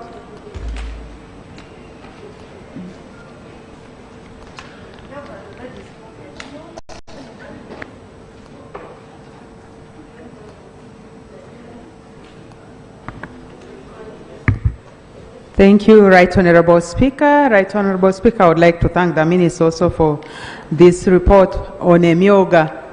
Right Honourable Speaker, my own district, I know we're able to get per constituency about 590 million.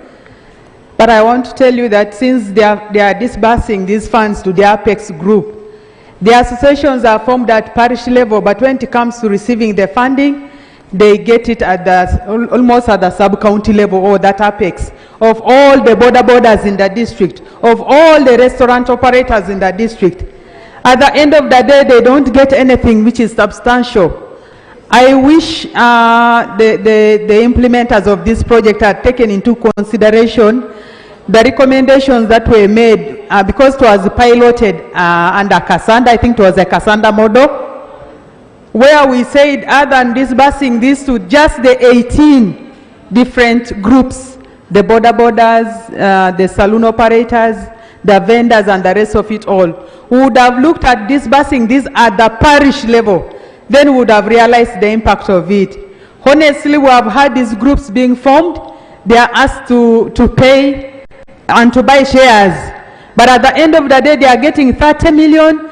30 million for all my borders in the district is almost nothing for them. I want to say, although the idea is quite good, because we've not really done it like we did with the SAGE, where it was piloted just in a few districts, and at the end of the day we had complaints. These ones we've rolled it countrywide, which is quite a good idea. But the amounts that are therein are quite limited, they are quite small, to be able to generate an impact, meaningful impact. If we are talking of empowerment of the youth, creation of jobs of those that are unemployed, the amounts that are involved are so minimal, especially where there is co-funding. At the end of it all, they are co-funding. I remember in Katakwi, we had that pilot of Kasanda. For those that contributed, at the end of it all, it is only those at the apex that benefited from the Kasanda that was piloted. Cascading it to the rural or to the villages, to the parishes, it never comes to reality. So I think it's going to be the same story with this Emyoga, unless we redesign it to go to the parishes but not leaving it at the apex. Otherwise, we shall not meet the objective. Thank you, Right Honorable Speaker. Now, Sengo, then Honorable Jova, Muhumuza, Eric Musana, Asamede. I thank you, Right Honorable Speaker. I want to begin by also congratulating you upon your election. Thank you. May God bless you in your endeavors to steer this parliament. Madam Speaker, I want to interest myself on 3 issues. The first one, as the Minister has pointed out, is the issue of subsistence farming, which is now at about 70%. The second one I'll interest myself in is production that is looking at marketability. And the third one will be co-funding. Madam Speaker, I think the idea of co-funding is right, because beneficiaries must have a stake in the money that they are going to receive under this scheme. If they don't have a stake, they will think this money is a donation. They'll just spend it and it will disappear in thin air.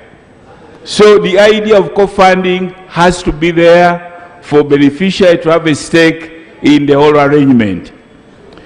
Now, on the question of production for marketing, linked to marketing, I thought that if our intention is to uplift these people who are engaged in subsistence farming, if our intention is to lift them from subsistence farming to commercial farming, more emphasis should have been put on agriculture. And me, I had thought that most of this money should have gone to the Ministry of Agriculture to uplift our subsistence farmers. But then when the Minister read out the Myogas, he was talking of carpenters. I don't know whether carpenters are going to produce furniture for export, because that would be the meaning of it. If you are going to produce chairs, sofa sets for export, then go ahead. But if you are just helping carpenters to make a few chairs around, which chairs may not even have a market, I think we are really misdirecting these resources. Now, Madam Speaker, on the question of marketability, I think if we are to help this nation, we must have production that is targeting a certain market. Are we going to grow a lot of groundnuts because we have a market somewhere? Or are we going to grow maize and then we get stuck with that maize as is the position now? So, Madam Speaker, the framers of this program should have, first of all, looked at marketability of our production. Then much of our resources should have gone into into that direction. For example, they have talked of fishermen.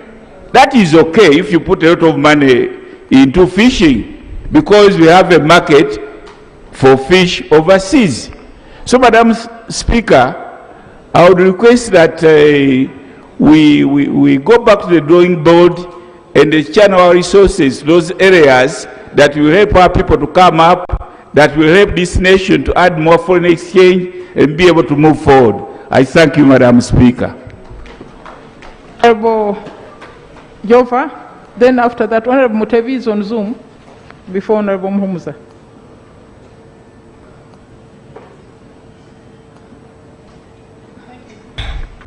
Thank you, Right Honorable Speaker. We are grateful to government for having provided this fund, but first of all, it was not clearly explained to the beneficiaries. They were requested to pay money and they were told that they would get the government funding by September last year. And so they deposited their money and the Myoga money was not forthcoming. Secondly, the amount that each one put in was not uniform. Some people paid 100,000, others paid 150,000. Some places where they paid 100,000, they were requested to pay more 50. And as a colleague said, they would travel to the sub-county to collect their money, and each time they traveled, one pays about 20,000, and this money was not forthcoming. So clearly, they had paid their money anticipating that they would get the Myoga money, and it was not forthcoming. The minister is talking of co-funding, but this was not explained to the beneficiaries. And co-fund to what tune? Because if you have asked me to pay 150,000, how much are you going to give me?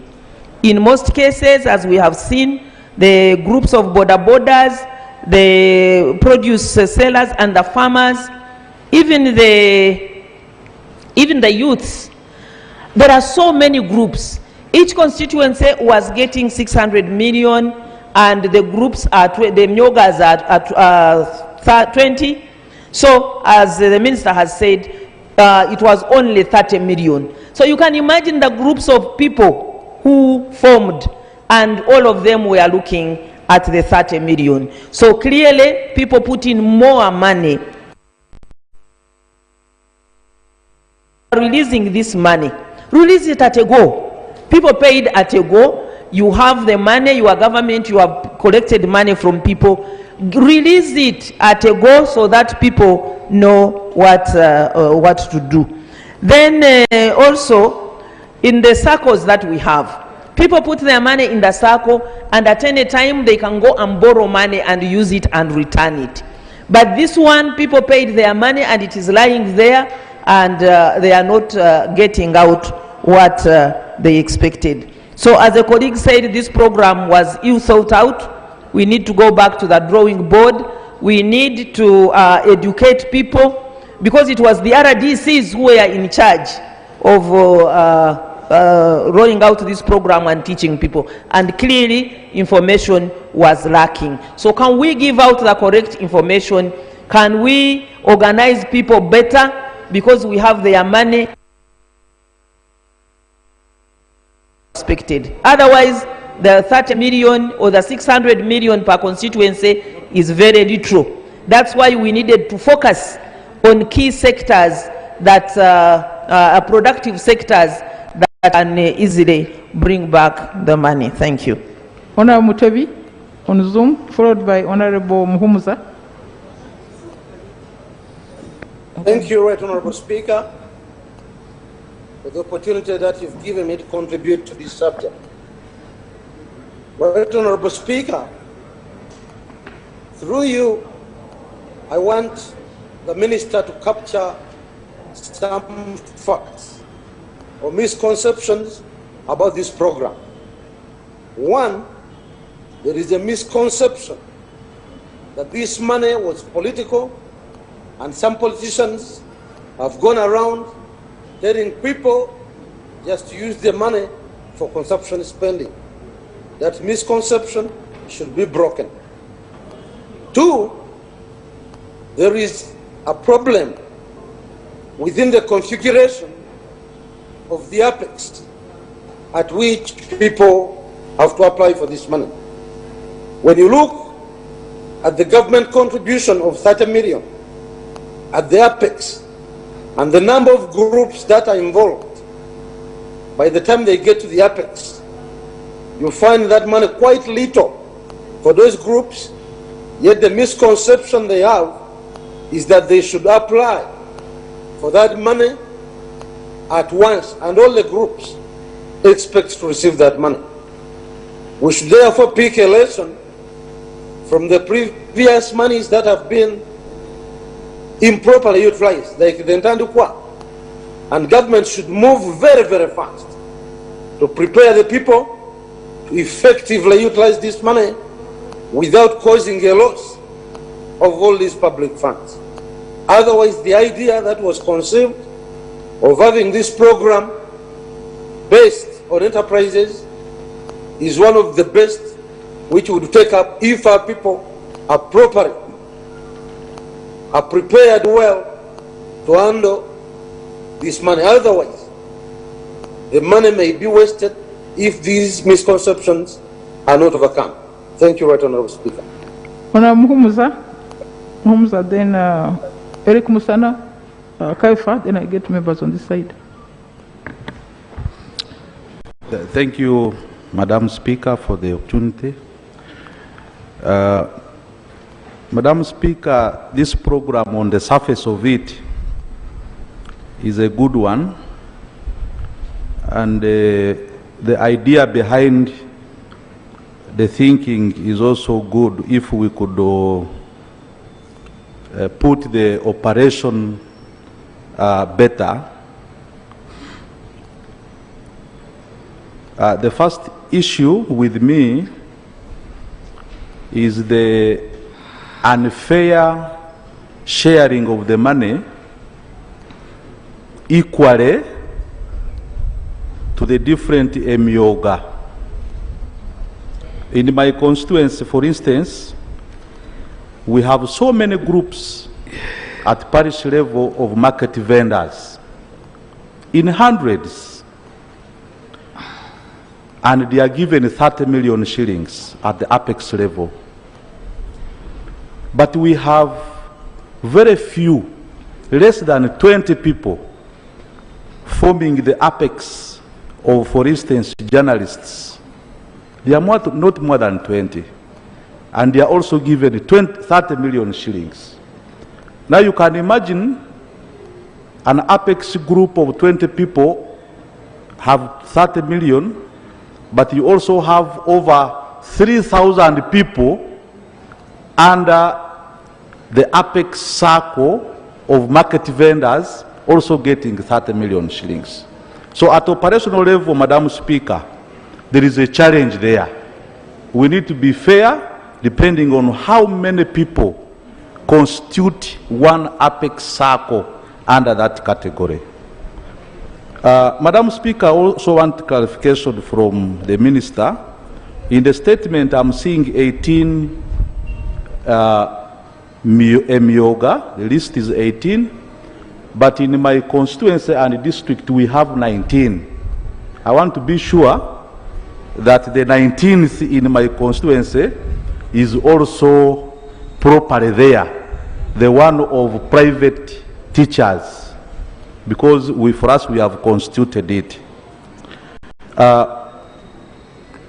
Madam Speaker, in the statement, Honorable Minister, on page 7, there is something you did not share with us, which I thought was very important. What you called Annex B, the list of beneficiary constituency Emyoga, because we also have issues, because in my constituency I was involved when the minister came to do general sensitization of district leaders. But since then, I have not been involved anywhere. And I'm getting now complaints from so many parishes and sub-counties. It seems there is somewhere, somehow, some groups are being left out and are not being considered finally when the money comes. And lastly, on the issue of how much money each group should first save before they are allowed to access this money out of the 30 million. Because in some areas they are saying for a group at parish level to access this money, they should have first saved 150, others are saying 200, others are saying 100. So, Honorable Minister, you need to come clear and tell us and tell the country which is which. If a group has saved less than that, or they have saved more, what I know is that this money comes to the apex circle, the apex group, and then to get money from there, it is the parish association is supposed to borrow. And then this money is accessed at individual level to put in their businesses as they continue saving and borrowing. But the principle I also support, that really indeed people should be able to save and borrow. That is the only way we can sustain this program and be able to grow it. I thank you very much, Honorable Speaker. Honorable Musana, then Kefa. Then I go to Azza. Okay,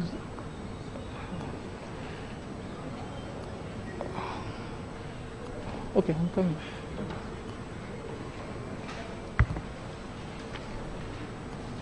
Thank you, Right Honorable Speaker. I also want to thank the Minister for this statement. But more specifically, I just have a comment on the implementation of this particular program. Honorable Minister, you know our biggest problem in Uganda is the implementation process. The program seems to be good, but what is happening on the ground is completely different. For example, in my district, over 50 circles received 30 million each. And when you look in an association, there are around 50 people.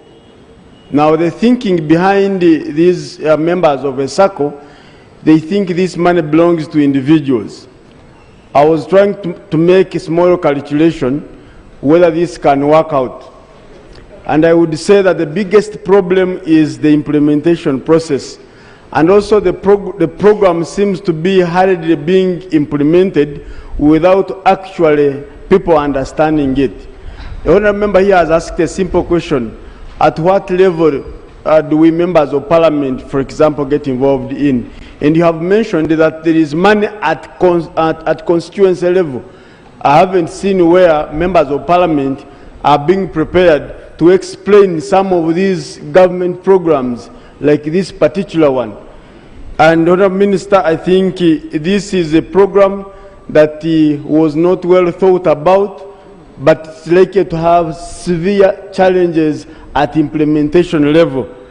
Madam Speaker, I just have another comment about this local person in registering an association, in processing how to benefit in this money. People have mortgaged their property, they have sold their items, they have sold their animals on wanting to get a service from government. I think this is another big problem, Honourable Minister, which we need probably to explain, and also go to the people to explain to them, and also see how it can come out. Thank you, Honourable Minister. Okay, Honourable Kefa. Then we have Angura, then Azza. Then who was it? Okay. Franca. Let's start with those three. What is there? Honourable Kefa, then Angura, then Azza. Okay, thank you very much, Madam Speaker.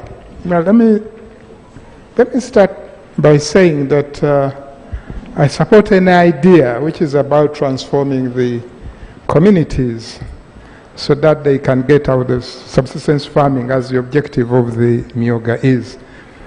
But unfortunately, with this one, first of all, it was a problem for me during the campaigns, because people kept asking what is happening with this, which is not taking off. But Honourable Minister, the starting point of this was not to get people together to start saving. People were brought together so that they can get money from government. And actually, the first one was in Kasanda. I believe Chiboga was the second one. Although when we had the president there was a bit of disappointment because we had expected a lot of money. And when the president announced what was in the bag, there was a bit of frustration. Now, it seems to me that we are fixing it as we get on to try to address the problems that are there. And it seems to me it has now evolved into what's popularly known as the VSERA, Village Savings and Loan Scheme.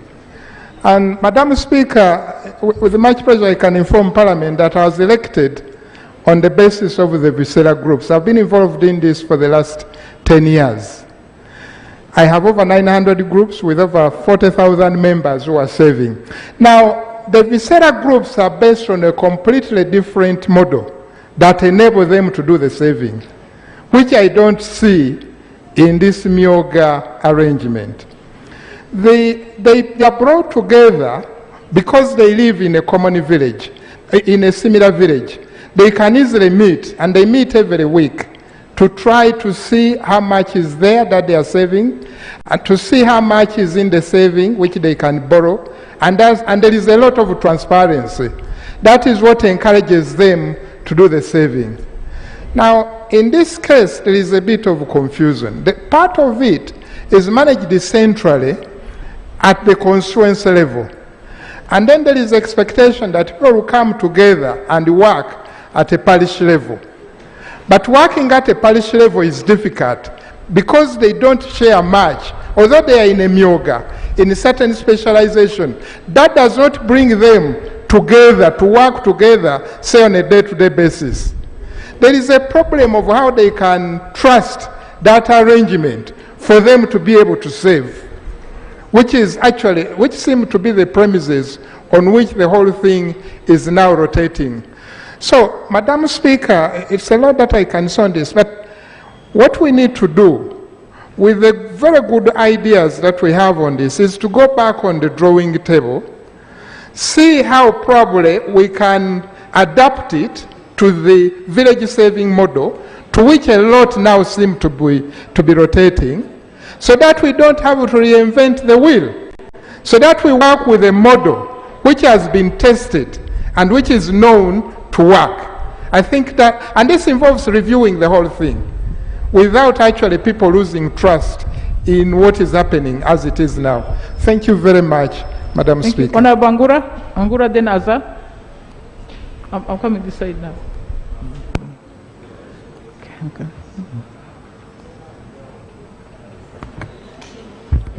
Thank you very much, Madam Speaker. Madam Speaker, I also want to thank the Minister for the statement he has made. Madam Speaker, like other colleagues have spoken, I think this was a good project that our people can benefit from. But I don't know whether we have not rushed this program.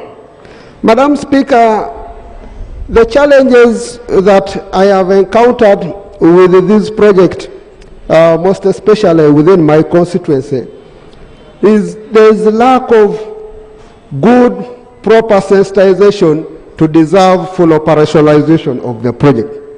Madam Speaker, many groups saved money and even opened accounts. And these accounts were opened in microfinance institutions. But at the end of the day, when they were again required to formalize and go and open up accounts, they refused the accounts that had been opened in the microfinance banks. They were told they must open accounts in specific banks. So it made people to start running around. They had already lost their first saving of 150,000, others 200,000, to coordination that was not good enough. So, Madam Speaker, I think we should encourage the ministry to continue to sensitize our communities on how these products will be managed. And also, too, the community development officers who are involved in this program, Madam Speaker, have many other programs they are running. So they intend to a bit mix up this in the interest of the community that are supposed to be benefiting. And on that note, our commercial officer for this case, Tororo District and Tororo County, to be very specific, also keeps raising challenges of facilitation. He is running a very big area, but not well facilitated, and even asking for more human resource support to help them be able to sensitize the people well, make them understand, and also have Apex offices opened. Because in some instances, Madam Speaker, people meet in the streets and receive this money and maybe even share it. So there is need to see how to promote this program, get maybe the sub-counties to provide for an office at sub-county level to be the coordinating level for the parishes as we move to the district level. But otherwise, it is a very good product, but only that the money is not enough. But since it is the beginning, We were promised that it will go to 1 billion shillings and thereafter more than that. I think we should emulate it, support it with the necessary instruments, with the necessary human resource and sensitization, and we will be good to go. I thank you very much, Madam Speaker. Honourable Azza.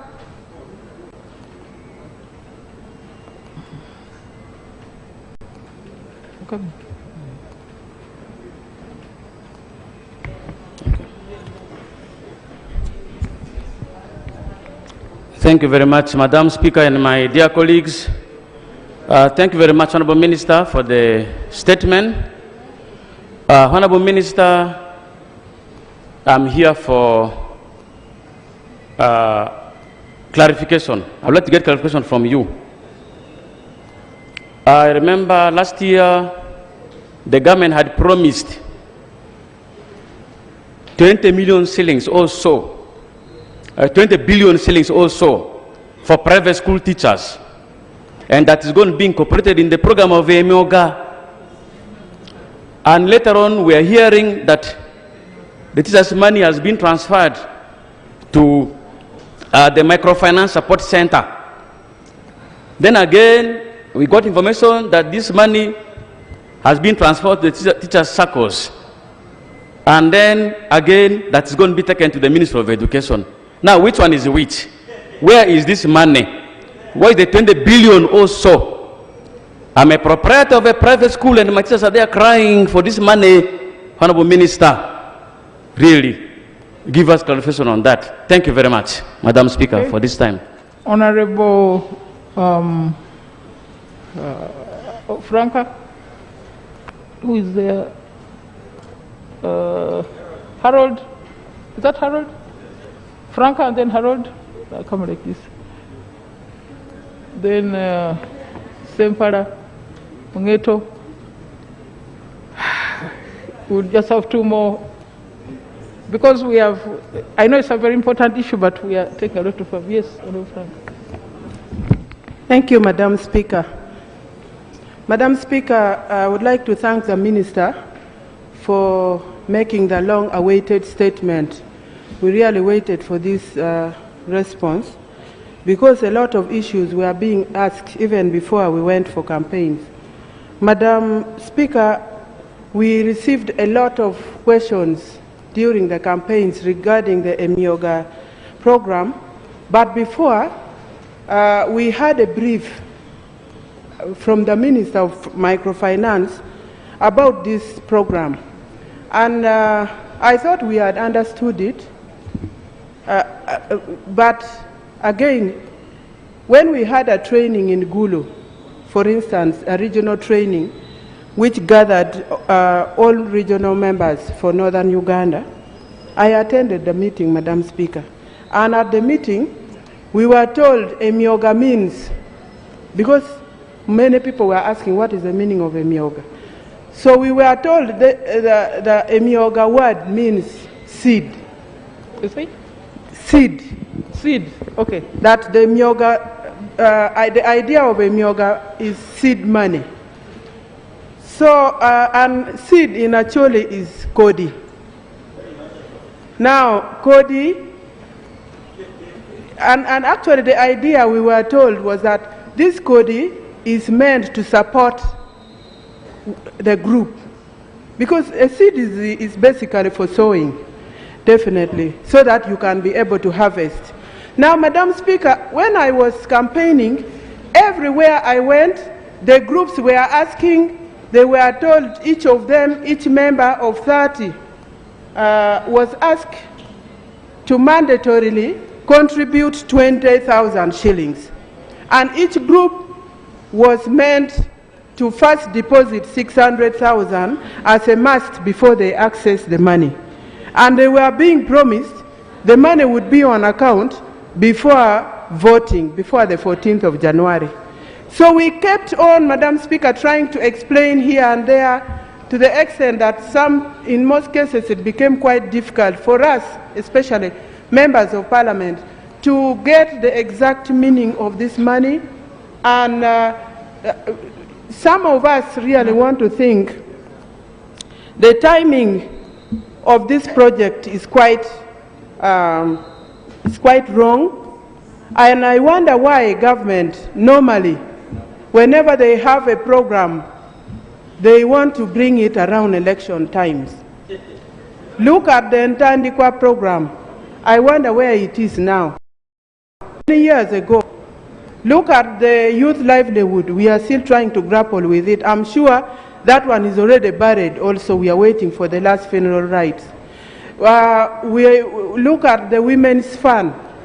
So we are introducing projects or programs, and we do not follow, we do not concretize in terms of training our people to understand it properly, and so that by the time they get the money, they know why they are getting the money, and they work towards that. Now, when you bring a project towards elections, everybody is bound to imagine this is in some places we are being told this is from Musée, as this money is from Musée of a thank you for voting well. You vote well again in the coming election. So this was a good one, I know, but we need to do a lot more in terms of thinking of how best we can do it, and we need to correct before it goes far. I wonder why up to now some districts and some constituencies haven't received, Madam Speaker, this money. Because here in this parliament, before we went for campaigns, we had already passed money. The Minister of Microfinance, and I wonder where he is, because he promised this parliament money would on account of all these groups before even, no wonder people were expecting it as a campaign gift. So we would like to know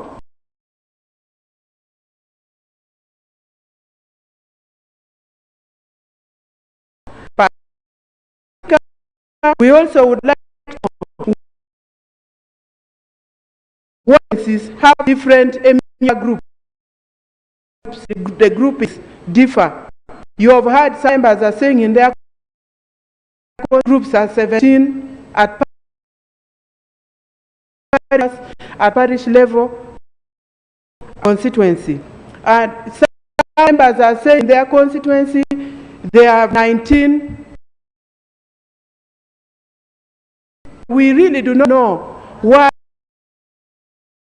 others have 7, others have 19. And I thought a program that is meant for every Ugandan should have been uniform, Madam Speaker. Otherwise, I would like to urge the funds to enable, but make sure enough training is done to these groups in order for them to understand. Otherwise, it will end like the youth livelihood and the other projects that had failed. Thank you so much, Madam Speaker. Harold, then Leader of Opposition, Ongeto,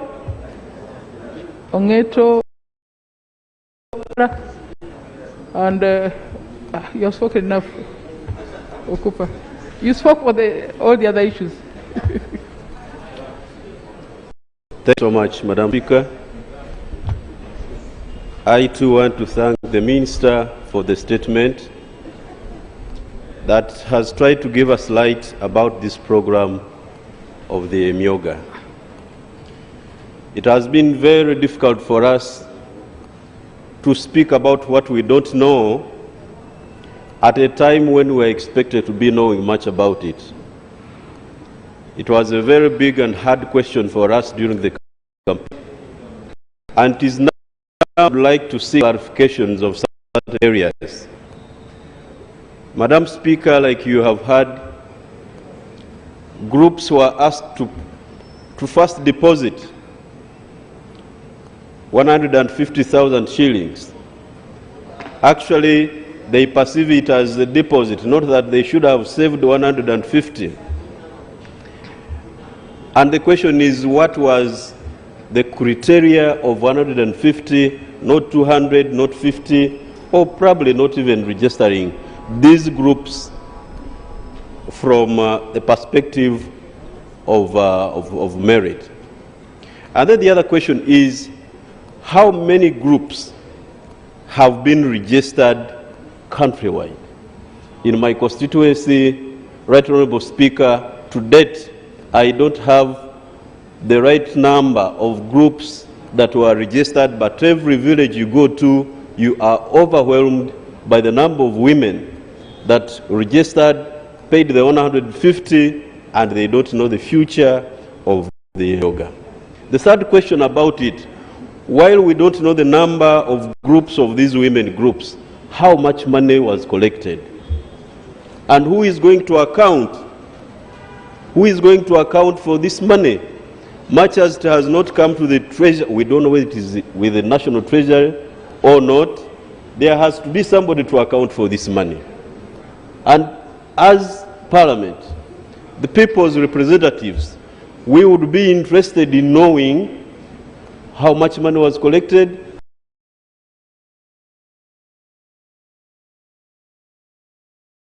and there is understanding that after the 150,000 has been collected from the so many groups, it is the same money that has been given out. That is the understanding out there, until government comes out to clear. Madam Speaker, I give wait for information from my colleague. Information, thank you, Right Honourable Speaker, and thank you, my honourable colleague, for giving way. Right Honourable Speaker, before elections, the Minister of State in charge of microfinance came to Old Kampala, and he met all groups of Kampala Central that had congregated there, and they promised the people that within 21 days, all accounts of all groups that had been approved shall be having deposits of their monies. It did not happen.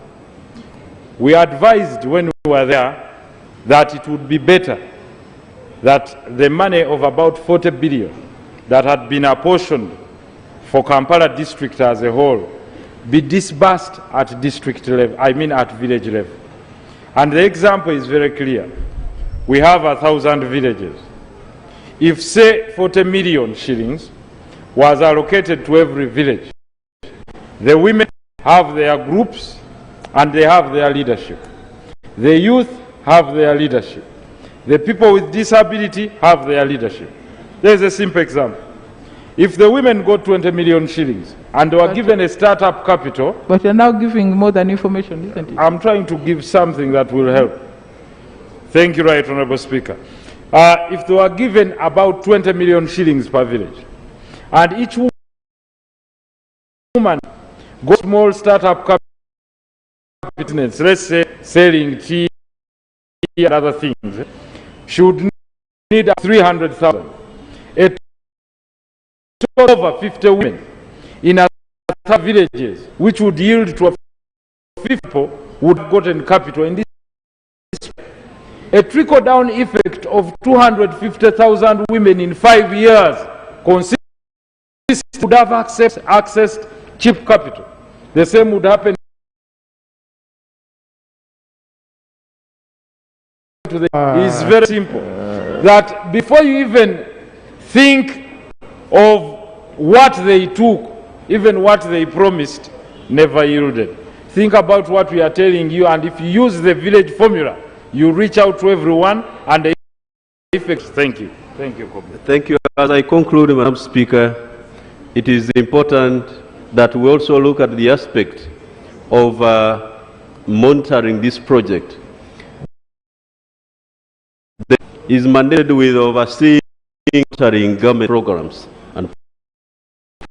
However, in this case, it is not clear who is in charge of yoga at districts, because you go to the office of the chairperson LC5, he is not aware. You go to the chairperson LC3, he is not aware. The councillors are not aware. The question is, who is in charge of overseeing this project? Okay. And it is very well known that the intent of this program was to give money to to the communities, Okay. the disadvantaged, so Please that they conclude. become Please rich. conclude. Instead, the poor women, the poor men have collected money to give to the very few who we don't know and made them rich. Okay. This has to be clarified. I Honourable thank Leader you, for Opposition. Madam.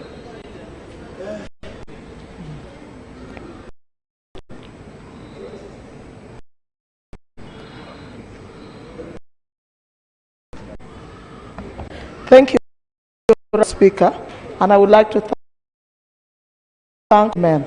Indeed, the not today.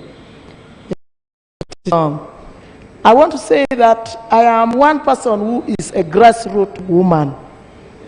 And being a grassroots woman, I encourage groups to apply for this Emyoga. I say this Emyoga is your tax money, is a public fund. Please apply. Just apply. If it comes, too good. If it doesn't come, very unfortunate. People talked here of 150, but I'm talking of 600,000. Because 30 people giving 20,000, because at first they said, give 10. I said, struggle, get the 10 and pay this money. I moved to very many groups, they paid. They again started asking me, they're asking us again to give 20,000. If you add 20,000 on 10, it would make 30. And you calculate, it would be 900,000. Really, this is stealing from people. And besides, when Honorable complained of who are the implementers, of this program? If you ever see anybody, then it was some other people connected with State House or NRM. Why do we politicize public resources? Public resources should not be politicized. By now, you would be talking of strengthening, not giving.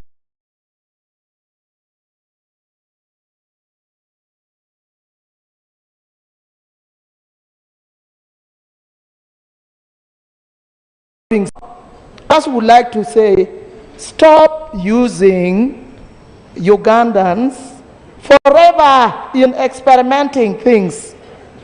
You should have experimented, indeed you experimented with Ntandikwa.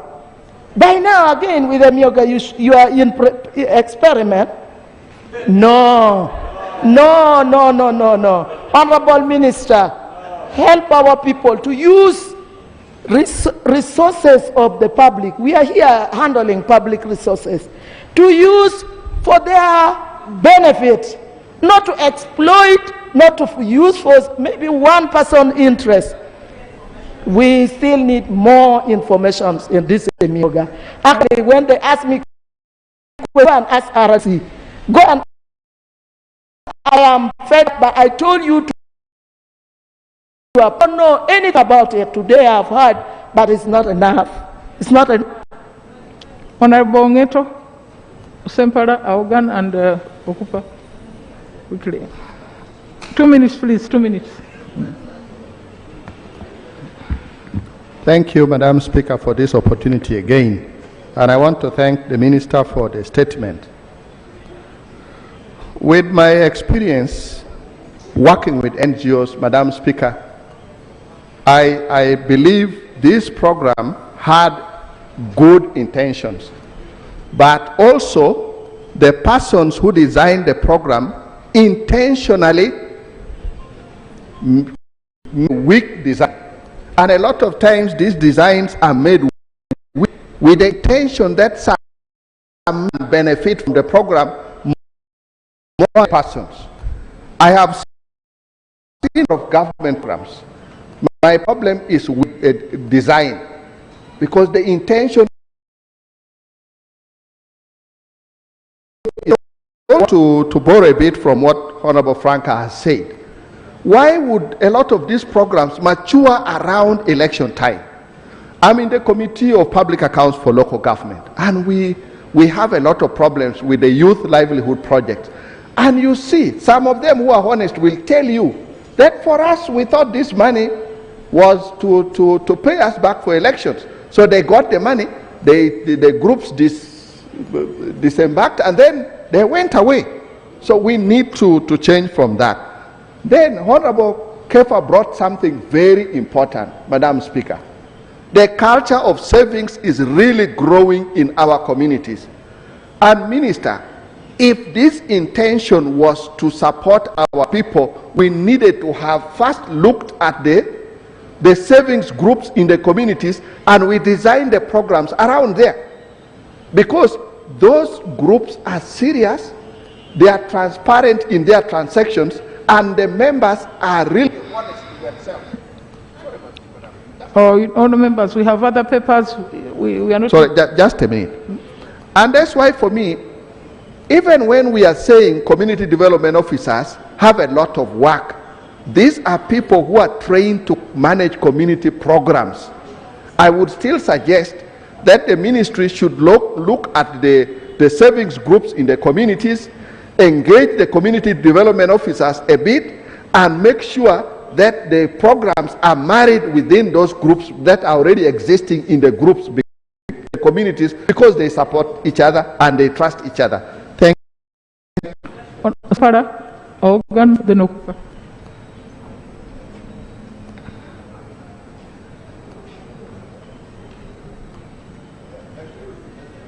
Thank you, Right Honourable Speaker.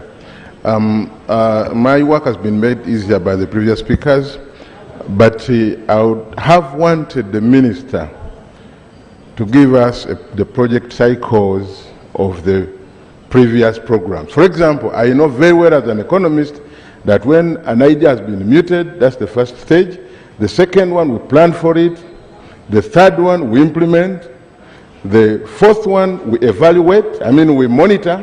And then the last one we evaluate. But we don't have any single evaluation of the other programs that have been funded by government, and I think that is a big problem, and that is why we are experimenting all the time.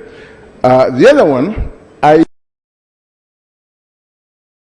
in groups don't seem to follow into subsistence sort of arrangement in the economy, because the subsistence production and the producers, many of these ones that you have mentioned actually don't fall into that category.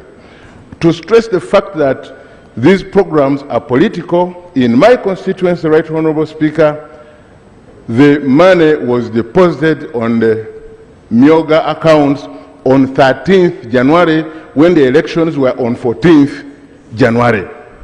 So that means they were more political. In fact, as per last week, this money had not even been utilized. Lastly, Madam Speaker, when we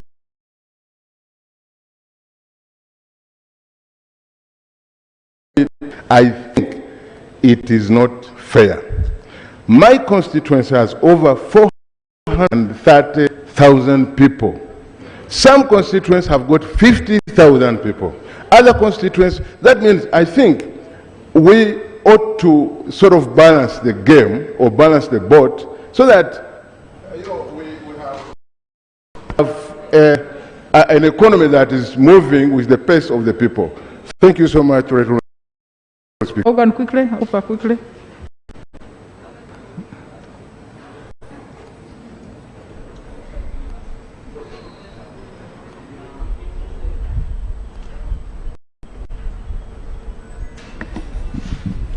Right Honourable Speaker, as some constituencies have many people, most of them are rich already. Constituencies have many people who are impoverished. And the government needs to do something about mine specifically. But allow me first to give my appreciation to government. There's always a saying that something is better than nothing. At least we are starting from somewhere. We can concerned about the naming. Last time we had intended, then sometime again, bonus is very difficult to mention. Now a Myoga. When are we going to use that ESO? This is discriminatory, Madam Speaker. It is unconstitutional. Why are we choosing one line of language? Always. When are you using mine? So therefore, it will rather be better to use English, which is common to everybody. Number two, let the money be a grant if it's a grant, not a loan. If it's a grant, give the people a grant so that they do the work. Number three, there is a lot of bureaucracy. There are complaints at the district. People have spent a lot of money on border. You don't get what you are going to get easily. So what are we going to do about it? They are talking of rates of 80% per annum. But that it's it. So I don't know whether this is true or not, but interest that will be levied. Honorable Speaker, issue of other RDCs as the ones who are in charge makes other people who are independents and other party leaning to think this is for NRM. So can we think along those lines and see what do we do about the supervision of this money so that everybody feels easy in this money? Sensitization is not being done. No, Mrs. Long, just close. Sensitization, Madam Speaker, is not being done. And finally, I was told that there is a 20% figure which is supposed to be for operations. But it's like that money is hidden in Kampala. That's why the district commercial officers are crying. Let me take that information. No, please.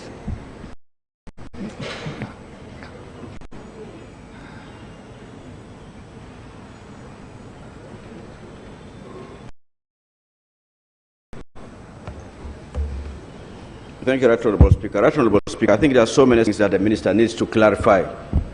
I think one is starting with the issue of facilitation for the CDOs. This happened during the campaign time. It became a burden to us who were candidates. They have called groups, they have called the leaders of these groups, they are asking you for facilitation, they are asking for food. Where did the 20% go, which was meant for that? The Honourable Minister needs to clarify that. Madam Speaker, I was just saying during the campaigns, they would call the groups and they see food. There is 2 on the number of. Honourable Bahai must be very clear. Member could leave Honourable Minister to listen. Honourable Minister spend time to listen and such that he's able to answer. We are hearing 17, 18, 19 groups per constituency. What is the correct number of groups per constituency? That's what I expected you to be presenting to us, such that we get to know. In some constituencies, I say 19 groups. Others, I say it's 18. Others are saying 17. Even you, when you are presenting here, you said 18. So which is which? The next one is how much money is being given per group. On the 12th of January, as I was addressing my agents, others came with the money in the gumboots. I said, where have you come with the money? They say, we're giving the money, this is a Myoga. Is that how they give money to the groups? What we are presenting there is different from what's happening on the ground. Close. Yesterday, a member of one of the veteran groups calls me that our group was one of those which was registered. Now we have gone, they say we must pay 2 million. Can you clarify to us, why would people have to pay millions of shillings in order to access this money? I think this, if there is money to be paid, it should be clear, because I have heard from here members talking of different figures. Why are they demanding from these veterans from Casilo 2 million in order to be given money? I think this needs to be clarified. If not, Madam Speaker, I would request that if these are not sorted out, you would hold this thing and correct the procedures of accessing this money. But also, if you would calculate to show that this is how this money is supposed to be managed, that will be better. Can you provide that to enable people to understand? Let this money be accounted or given by the cows, but not the RDCs. No, Honourable Minister, maybe you could use. Honourable.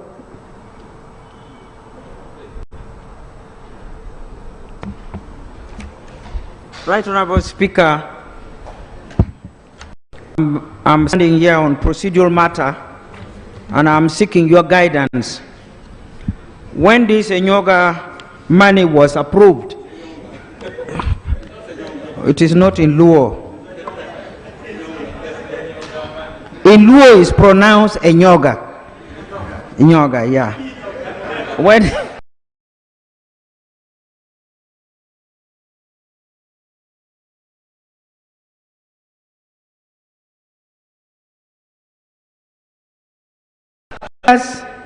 and we told the minister this money is likely to be misunderstood. It will not be taken from Etandekwa, which money we lost. And we did explain, if the minister cares to read the Hansard. Right Honorable Speaker, what happened in my constituency did confirm our fears. First, the mobilization of the beneficiaries were done by the RDC. The members of parliament who ought to have followed up this issue, they were very far away from the center of organization. Secondly, Right Honorable Speaker, any activity of government which is top bottom is bound to fail. We need to involve people from the bottom up so that we empower people who really know what they are doing. Right Honorable Speaker, in your constituency in Kamuli and in many constituencies, I have found that members of parliament have had their own initiative. They have trained their own groups, they have trained the youth group, they have trained women groups, and Honorable Bahati knows in Dokula alone I've trained over 3,000 groups. So what is the procedure? So the procedural matter is, why do we go for people who are not demanding this money and look for them to come and get the money? And we don't even have a correct formula. Right Honorable Speaker, the procedural matter I want to bring before you, for which I need guidance, is that the government, in the interest of the rural people, should stop this program until the government clarifies how the selection is done, how the little money they have given out is performing, and then we adopt a method that we know is likely to target the very group that we want to facilitate. So, Right Honorable Speaker, I clarified on that. Okay. No, Honorable Minister, please, members, the subject is very important, but we have so many other things. Madam Speaker, first I want to thank the members for the contribution, and this debate will go a long way in improving the way we implement this program. I will just attend to a few issues and maybe seek your guidance, because there were so many issues which were raised. The first one is that each group of Omwoga is given 30 million per constituency. There are 18 categories. We had added one for the private teachers, but later the decision was made, May 18, then the private teachers are handled through their circle under the guidance and the leadership of the Ministry of Education. This is a contribution, a grant from government to a circle that has already been established. And listen, and it is a revolving grant. Now, for a circle to be established, colleagues, for any group to be established, whether it is those groups that are formed, Magua groups, Kwezika groups, for you to be a member, you must subscribe with something. And what you subscribe, colleagues, the speaker said, can I make a small... Let the minister answer first. I hear that you allow him to answer first, maybe it's come to it. Yes. Now, the money the groups have belongs to the group. It's not government money, it's money. What government is doing is contribute, support this Emyoga so that you can be able to continue your trade. Madam Speaker, His Excellency the President on the 12th of December in Kabale made this point very clear to the whole country that government is not collecting money from any group. Government is contributing. The other issue is the involvement of political leaders.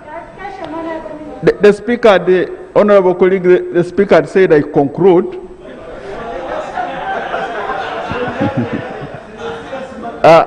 The involvement, I'll give you the involvement of political leaders. At the beginning, we came here and made a statement, but I think it's a valid point that we are going to design a mechanism on where everybody from the constituency level can be involved in management of this. The other part was to do with, was this a political program? It is a socio-economic program that whose clarification then order, my friend? The political, this was a socio-economic that was implemented during the time of the campaign. It was a coincidence and it happened. And it was that. But the idea was started, Madam, almost 2 years ago. We have been working on this. Finally, Madam Speaker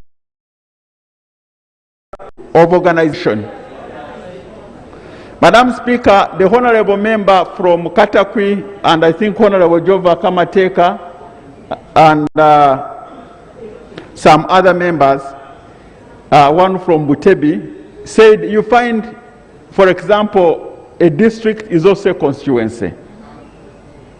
So they are appealing to do more organization. And I must make this bold statement to you, Madam Speaker and honorable colleagues, that one of the challenges facing this country, the remaining, I'm going to give you, if I can finish this point, one of the remaining challenges is the 68.9% as per census of 2014 in subsist farming. The NRM revolution has made tremendous progress. It remains a challenge. And I want to inform you, Madam Speaker and colleagues, that at the end of this revolution, Cabinet on Monday is going to make one of the fundamental decisions to attack this problem. We are going now to organize and come up with what we have called a parish model. We want every program to come at a parish model so that we avoid issues of going to the district, issues of going to the region. We focus on the parish. Whether it's going to be Omoga, should be done at the parish. Okay. If it is going to be electricity, at the parish. So, Madam Speaker, I wanted to tell you that this is coming, but the banning bit of clarification from my colleague. I thought I cannot say. But, Honour Minister, now you extend the debate. Now, Honour Minister, I wanted to propose, you know, despite all that has been said, I know many more members want to speak. There are many people who are not satisfied, many people who have got issues. I wanted to propose that we arrange a date. You go before the Committee on Finance, members come there for a hearing and put in their issues, because no one is satisfied. No one is satisfied. But, Madam Speaker, I would be glad to really hear from anybody. No, we are not going to conclude. How would you conclude it, please? If that's I'm trying to give you an opportunity to go, and those who have not spoken, present their views. Yes, Madam Speaker. But if you can allow me to give the honourable member from Madam Speaker. Madam Speaker, we are in Madam Speaker, if the committee room may be too small. Conference hall. Propose here. Or you can even sit here. Yeah, it gives us one day workshop. You can sit here. In the conference hall or here. You can sit here on the morning. In the tent here. Thank you very much, Right Honourable Speaker. Honourable Minister, I want to thank the government because Kaga District received 1.12 billion to give to the 36 groups or circles. But the problem, they cannot access this money. The reason being that they have not received the operational licenses from Ministry of Trade. And my worry is time may reach and this money is taken back.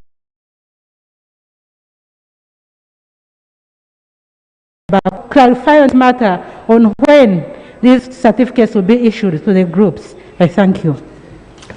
Right Honourable Speaker, the further clarification I wanted to give to the Honourable Minister is that the word of government should be a credible word. When government commits to honor resources or pay people, ordinary people make further commitments. The minister in charge of microfinance made a commitment for 3 weeks. Now it's months. Now they are veering the formula because we've told them, yes, we appreciate you're picking some leaves from the ground. But the reality is the financial year is winding down. And at the end of the day, these people will not be paid. And you don't even have the courtesy to come here and first apologize to those that you promised that we shall be paying you. At least have that courtesy so that people have confidence in government. That listen, we may have delayed or disbursed letters to them. That X, Y, and Z, we may have delayed to commit those funds to you as a result of X, Y, and Z. But you can't just keep quiet and come here on the floor of Parliament and say tomorrow Cabinet is coming up with a new formula. No, that is not right. Madam Speaker, as I conclude, I'm ready to attend to this. No, honour members, we need to stop. We can't go on this. I'm ready to come. I've sent it to the committee, all of you. Yes. We are ready to come and face the committee, and we do appreciate that actually there have been some delays, and we apologize for these delays. And finally, regarding the name of the program, Madam Speaker, when we say Emyoga, we translate it in Rusoga, we translate it in No, just use English. We have an official language in this country. Thank you. We have an official language in this country. Honour members, I want us to agree that we need further debate on this issue. We have asked the minister, and he has accepted, to receive memorandum and presence in the hearing before the Committee on Finance, so that we can give it those who have not spoken, those who have new ideas on this thing. Because we are going to the budget, we need this money. Is it going to move in the same way? So on Tuesday, there's a meeting of the Finance Committee. You are free to use the chamber here. In the morning, you can sit here. All those who have an interest in this subject, come. And you, Minister, please be here, so that members can address this issue. And come with the proper structure of how this thing works. Right, Honourable Speaker, okay. Just one. No, let's go to the next item, please. Next request. Next item. Item 3.2, statement by Minister on the impending expiry of coffee seedlings distribution program.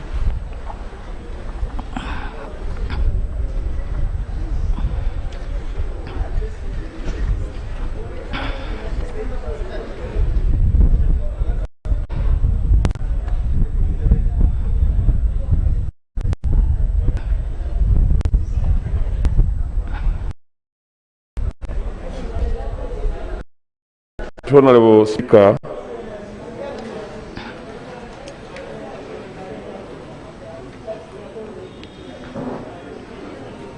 Honourable Members of Parliament, you may recall that on 13th December 2018,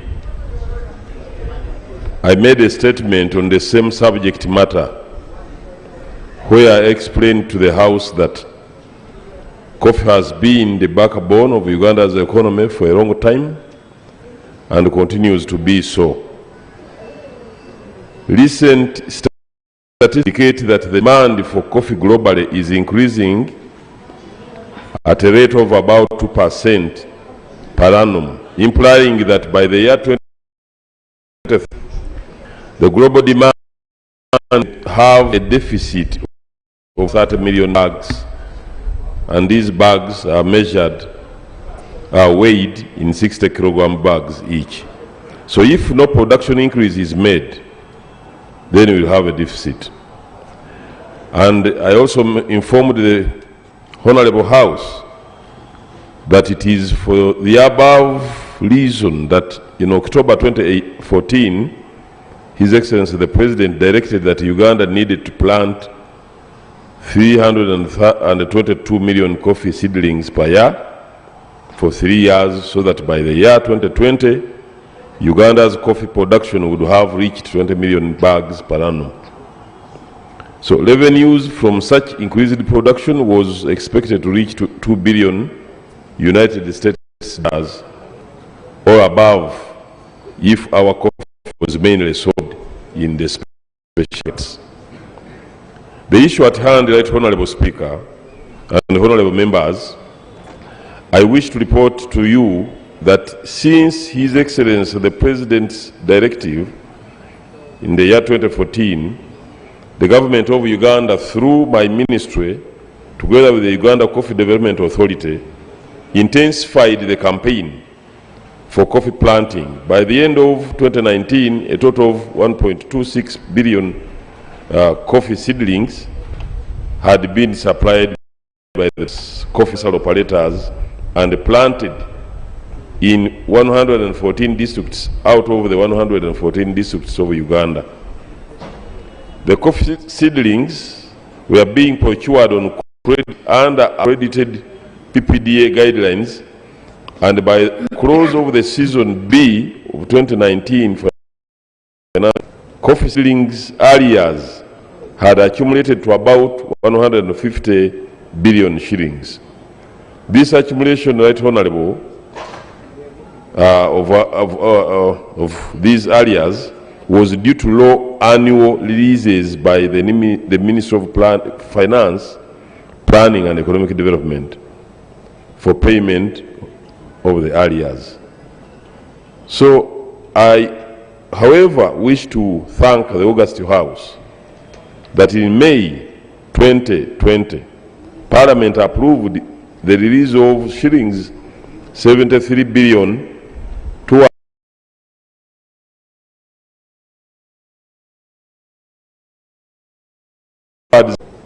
most of the seed nursery operators who had areas of files for 2018 and 2019 financial years have been paid. Now, on 4th January 2018, I received a communication from the Honorable Minister of Finance and Economic Development, which I attached as Annex 1, advising me as follows, Right Honorable and Honorable Members. 1, that authority be granted for UCDA to procure on credit all the verified mature coffee seedlings for planting until the second planting season of 2019, and the payments would be made in the medium term. 2, UCDA shall not procure seedlings on credit beyond those provided for above. 3, that in light of the above, the verified areas of seedlings your credit should have the first call on resources release sector. And 4, UCDA should communicate to all nursery bed operators the above decisions, and to also urge them to halt raising new nurseries until the outstanding obligations have been settled. Right Honorable Speaker and Honorable Members, after the above guidance from the Minister of Finance, Planning and Economic Development, the following communications were made for the benefit of the coffee subsector stakeholders, particularly the coffee nursery bed operators. A, on 30th March 2018, a press release which is attached as Annex 2 was run in the newspaper media advising on coffee planting, seedlings distribution for the March-May 2018 season. And B, on 5th March 2019, another press release, Annex 3 as attached, was published in the newspaper media, New Vision, advising coffee nursery bed operators to scale down production and distribution of elite Robusta coffee seedlings in the Robusta coffee growing areas. And C, in addition to the above, those press releases, UCDA field officers and the Ministry of Agriculture and Industry Extension staff continued to communicate and advise coffee nursery bed operators and the farmers on the above scaling down of seedlings operations through group meetings, radios, and TV media. So, Right Honourable Speaker and fellow honourable members of Parliament, it is not therefore fruiters and the general public had not been informed of the scaling down of seedlings production and the stopping of procuring of coffee seedlings on credit.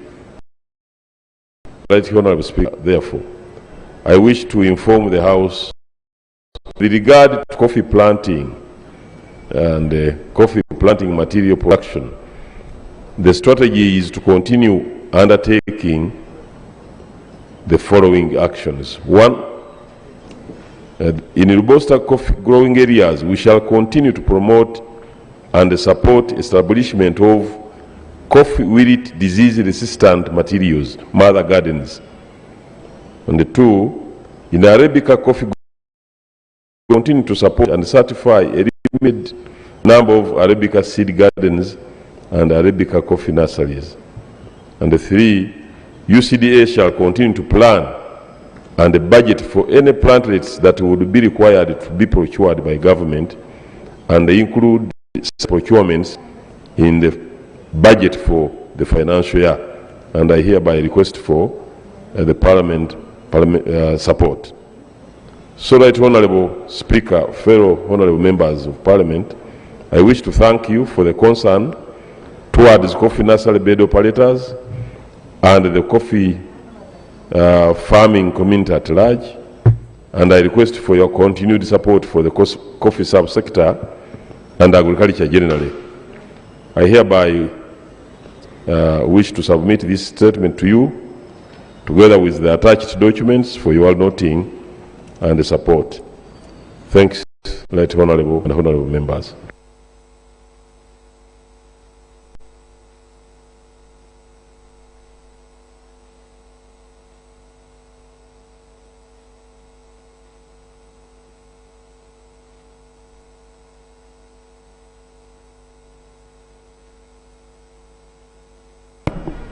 Thank you very much, Madam Speaker. Madam Speaker, Uganda is 241,037 square kilometers. Madam Speaker, from the supplies of coffee alone, which UCDA NADS has, it clearly shows that by now we have supplied coffee which can plant 300,000 square kilometers. I hope the minister is hearing. Now, it means even this parliament building would be trees. Madam Speaker, operators should be stopped. What you would have come here to do, of the coffee which has already been supplied and paid for, how much has been planted? Because, Madam Speaker, most of these suppliers are supplying air. And the big complaint you are hearing about that they are demanding is air. Madam Speaker, I want to give you a practical example. Children play a real playground, a normal one. It takes a maximum of 200,000 seedlings. Now you get a seed operator saying I have supplied 5 million seedlings. That means you get 5 million divided 200,000.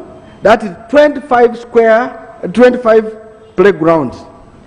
And yet that nursery operator does not even own 2 acres of land where to plant. So, Madam Speaker, because of the policy that you got, coffee is on demand, which is true. As we speak now, the price of coffee has gone high. Because of that, people in UCD and the Ministry of Agriculture have taken it as an advantage to take the taxpayer. So me, Madam Speaker, I want to make this proposal that the minister should come back and tell us how many seedlings have been planted in the union. And 2, for example,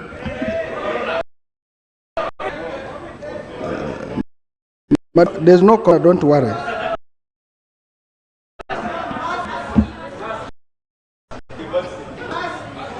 Madam Speaker, I'm the one who coughed. And for me, I never forget to quit. So, Madam Speaker, what I'm trying to across is that even the current areas the minister has been crying for. Let me give an example. They are saying they are demanding 300 billion. If we take it on average that each seedling is 200 shillings, that means you're talking about 1.5 billion seedlings. And you have already paid about 700. That clearly there has been a support. So, Madam Speaker, me, I want to say the Auditor General to do a foreign audit coffee seedlings. Must do forest audit in coffee seedlings. That's number 1. Number 2, they must bring to Parliament they have supplied. Because for me, the law which we pass, it is going to those seedling nursery operators. It's very good. But that's why I wanted them to have a license. Why? Because you get somebody who's always in Kampala working, but he's claiming he's a coffee nursery operator. And he has nothing, even he doesn't know how they hold the hoe. But his job is always in the ministry, in UCA, for having supply, and his claim is a nursery what? 3, Madam Speaker, our Committee of Agriculture, they also called nursery operators, known and to show us where to plant their seedlings, in and out. Madam Speaker, for us in the Bugisu, we brought seedlings, very good, if you would see it. But where they came from, they had been grown with fertilizer. They had put fertilizer in the seedlings, they gave the farmers, and immediately the seedlings died. When we asked the question, why did they get these seedlings? The person who supplied the Bugisu said they come from Bugiri. How do you produce seedlings for in Buso? Because Buso is not for Arabic, it is for Robusta. The one for Arabic is not even not every area will get seedlings even if it is Bugisu. For example, the lower Bugisu cannot get seedlings from the upper Bugisu, the hills. The hills must generate theirs. Now, when we claimed that this seedling should not be paid, the man said, I have supplied 3.5 million seedlings to Bugisu this season, and I must be paid for that money. When we asked UCD and the team to show us where the seedlings are, up to now, nobody has shown us. So, Madam Speaker, I want to plead with your office that serious directions should be passed because people are cheating Ugandans in the name that they are doing a good job. I thank you. Honorable Senator, for 2 minutes.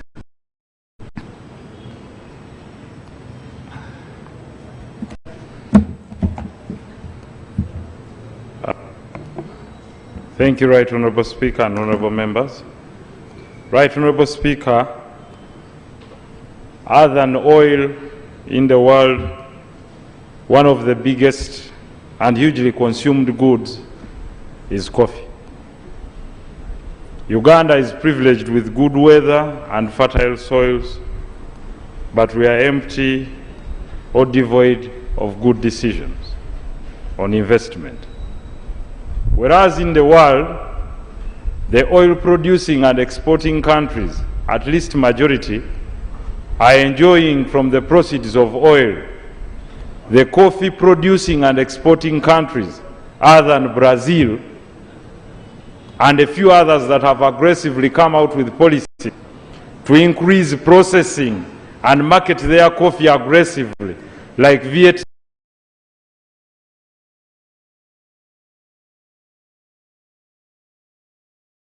Ethiopia, have benefited from coffee production, largely. And the reason is very simple. The steps we take to grab this part of the market in the world. In the world, annually, over 400 billion cups of coffee are consumed, but it's not consumed raw. Most of the coffee is consumed processed. Yes, we've put a lot of leverage on the growth, but value addition, this is one of the traditional cash crops that we've had in this country. No one looks at this sector as a sector where government must come in and also invest in value addition. Firstly, from helping those in the private collapsing the other day, use to wind up, right, not only trying to help the producers process this coffee, but also add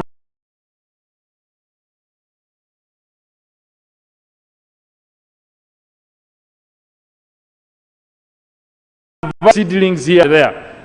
The Honorable Nandala Mafabi has submitted very well on that. But when we discovered oil here, we had the National Prayer Breakfast, etc. We even have the National Oil Company.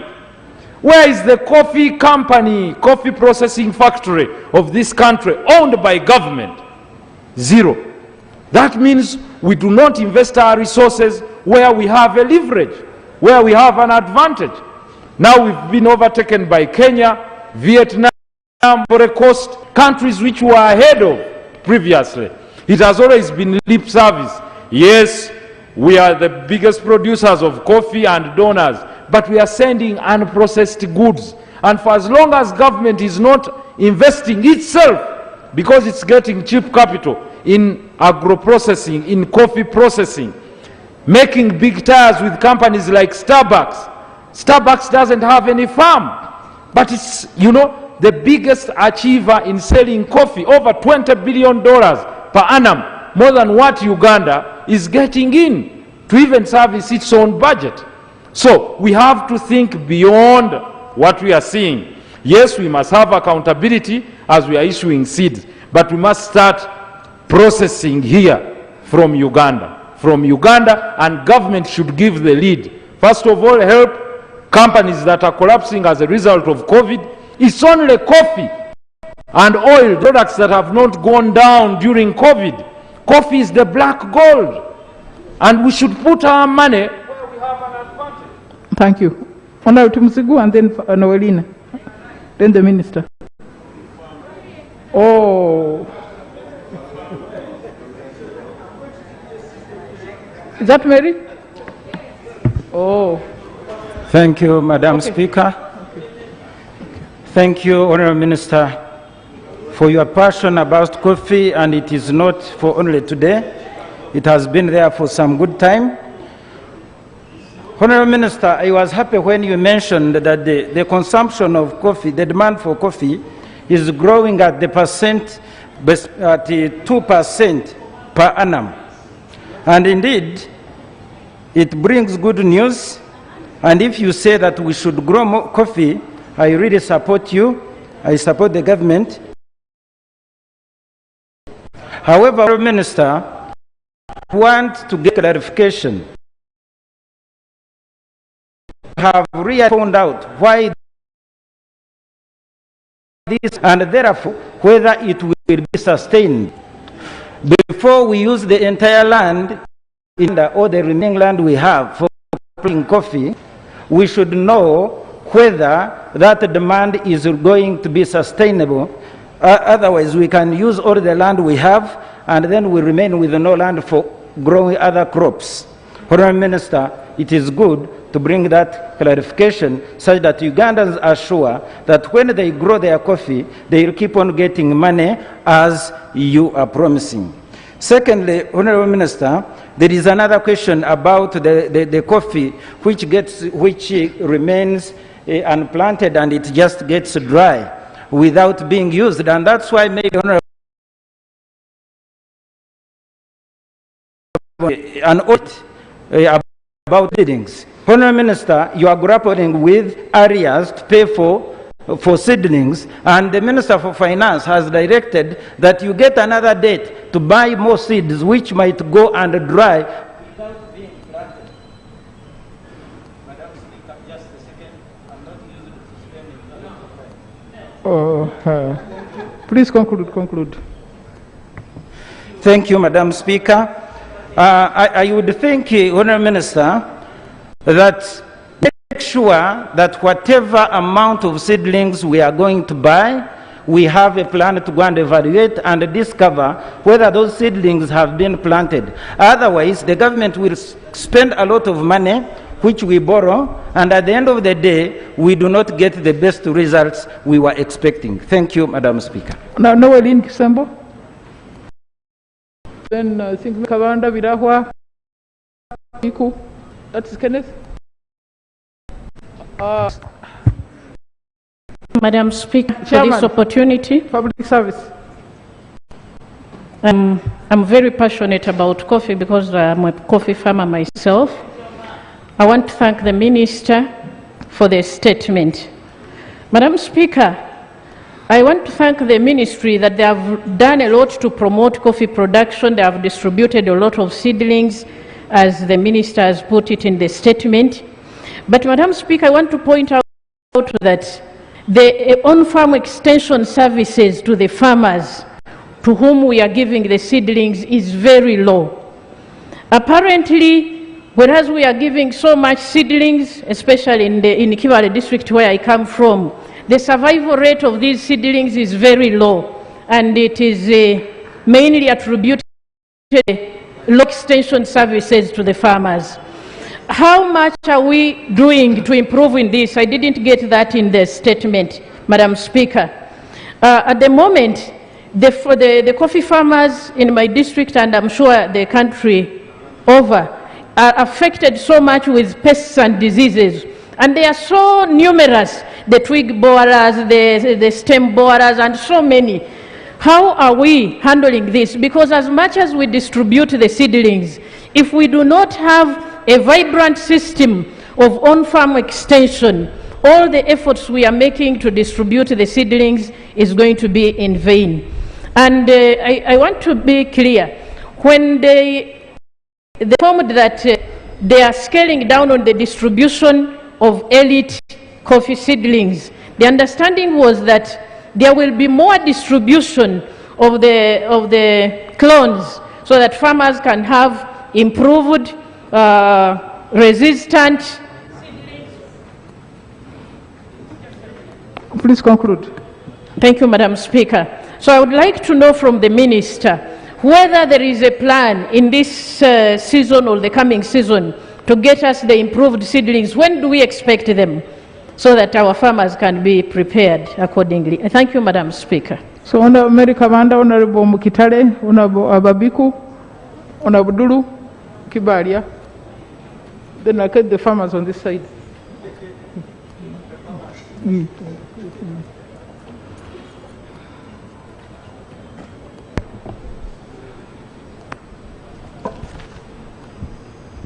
Thank you very much.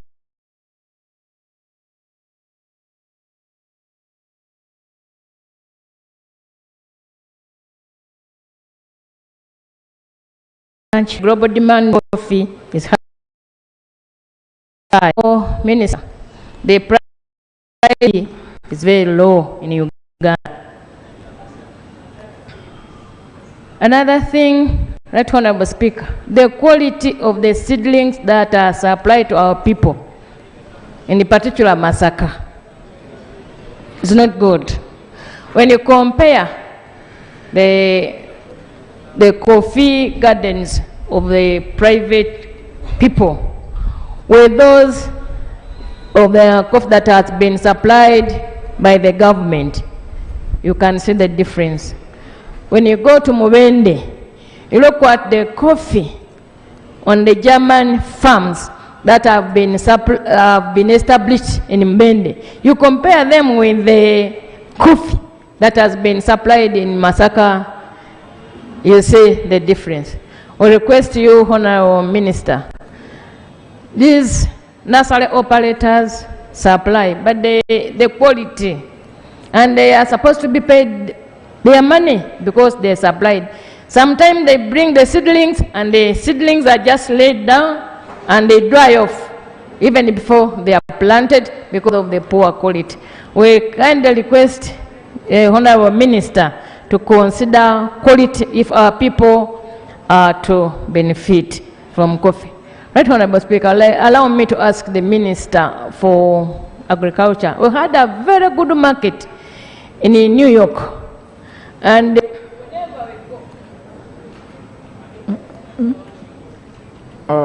please conclude. Right, Honorable Minister, we had a very good market in New York for Ugandan coffee, and whenever you go, they cry for that. I'm wondering why that international market has not been opened for our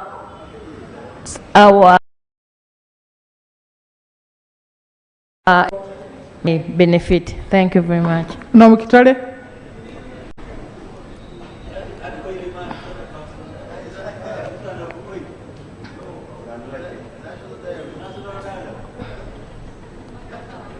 Honorable Speaker, I think as a country, government should get stamina to rationalize, restructure, and merge a lot of these government agencies if we are really going to help this economy. There are so many middlemen in all the agriculture value chain,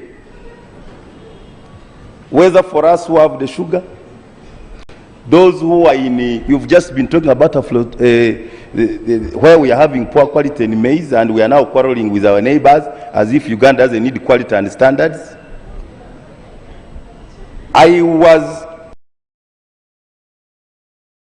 coffee bar in this region, Sokafina and Sokadek, for 10 years. And the DFIs then gave good planting materials. Why do you think this middleman you are calling the nursery bed owner is going to give you good quality? You go to vegetable oil. I've done research. We went with Honorable Bad to Kericho. Who will allow you to middle in the supply of the tea supplies? You go to Kalangala, vegetable oil. Which serious exporter will allow anybody to give him planting materials? Not even the sugarcane planters. So we are really not serious. Because it is veg in, veg out. UDC is suffering with TESO, I don't know, just something. Wrong inputs. So you have wrong, you have missed it. So I don't know why we are experimenting some of these things. We are not going to reinvent a wheel. Honorable Speaker, I agree entirely with the idea of the audit, but let's allow our Ugandan farmers to own the nurseries. Let's allow them to do the milling. Let's allow them to do the value chain. And that's where the money is. So we have left our farmers, we have relegated them in the name of privatization and liberalization. Can we therefore support industry-specific cooperatives so that those in coffee, those in sugar, those in milk, they are in control from inputs. That's why in those days of cooperatives, where do you see CU? They gave inputs. But you think middlemen are going to help you. Middlemen are looking for profit from the beginning up to the end. I pray that we immediately, and even on the earlier topic we had, it's important that when we are talking about these areas, post-harvest handling, issues of value addition, quality must be emphasized. We should not quarrel with neighbors. If Burundi, a fragile state, can stop your maize aflatoxin, then you are blaming Kenya. We had a problem here in the supplies of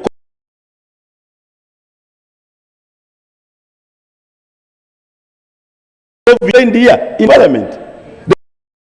The CM had so handling of grains, handling of Parliament has facilitated the committees to go to Kenya and see how grains are handled. So can we really seriously look the right inputs and make sure the trees, but the coffee,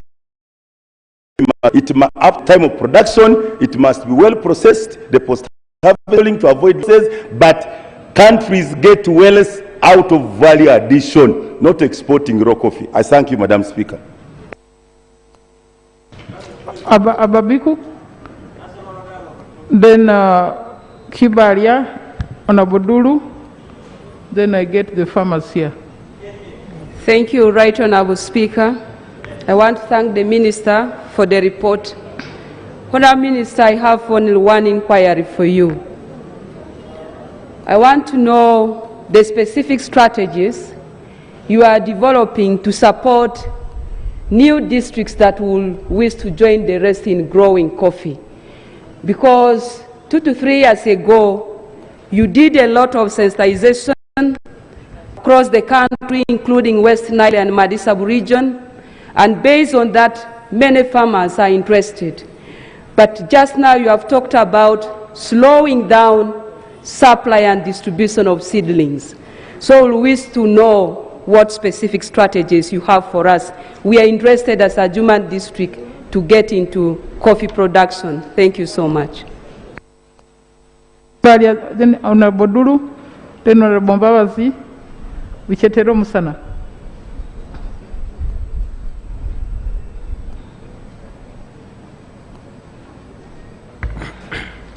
Thank you, Right Honourable Speaker, and I join the colleagues in thanking the Minister for the report. Right Honourable Speaker, every region has its comparative advantage. Before the invasion of the sugarcane industry in Busoga, coffee was the major crop. Right Honourable Speaker. Right Honourable Speaker, most of these mistakes that we realize in the coffee industry and by the farmers, these mistakes are by either the authority or the ministry. Right Honourable Speaker, the issue of the seedlings, if the Coffee Development Authority had a clear policy of regulating the nursery operators and supervising, Honourable Nolini was here talking about the extension workers. Right Honourable Speaker, these extension workers of the authority will only be seen when it comes to signing the papers of distributing seedlings, but they will not be seen anywhere on any of these farms. Secondly, Right Honourable Speaker, a great mistake that is always done is they distribute seedlings when rain is about to get over. Rain begins by end of February, seedlings are distributed in May. These farmers cannot put extra effort to water these seedlings. Right Honourable Speaker, we need to grow coffee, we need to promote coffee. I'm one of the people that went to the minister to request him the strategy or the policy of stopping LIT coffee from most of these regions like Busoga. Can't help Busoga because there is a particular type of coffee that will grow in Busoga. The cuttings that you are introducing in Busoga will not grow. The whole of Busoga region has one in Mayuge. They told us to come for coffee cuttings in Mukono, right?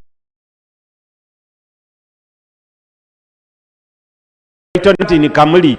So we said we need to supervise We need to see this light coffee, because now the farmers are migrating again from sugarcane back to coffee. So what are they going to do if the light coffee is the same grow there? Now rains in this season, what should they do? So, Speaker, the ministry and everybody concerned help the farmers of coffee in Busoga, help the nursery operators, and we streamline this. Otherwise, we shall blame this one, blame the other one, and at the end of the day, we are not helping the farmers. The minister is here.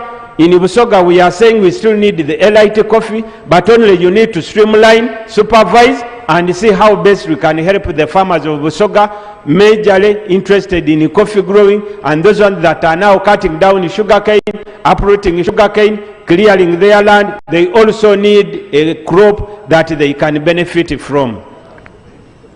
Thank you. Now, Dulu, then Babazi.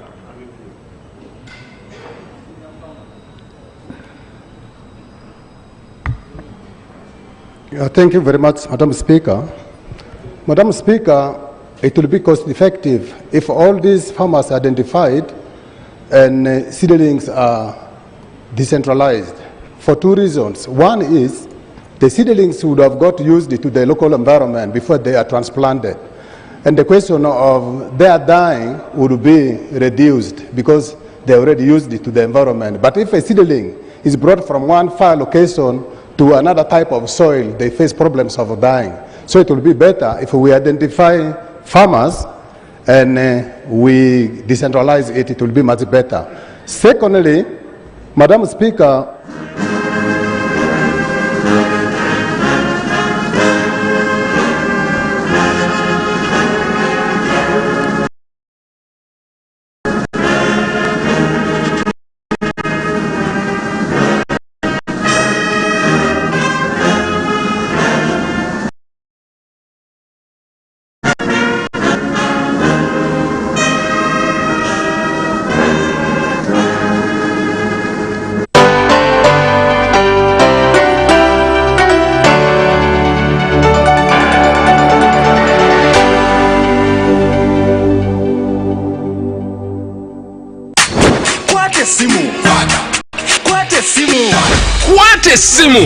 Kwate Simu! For the first time in Uganda, you can pay an installment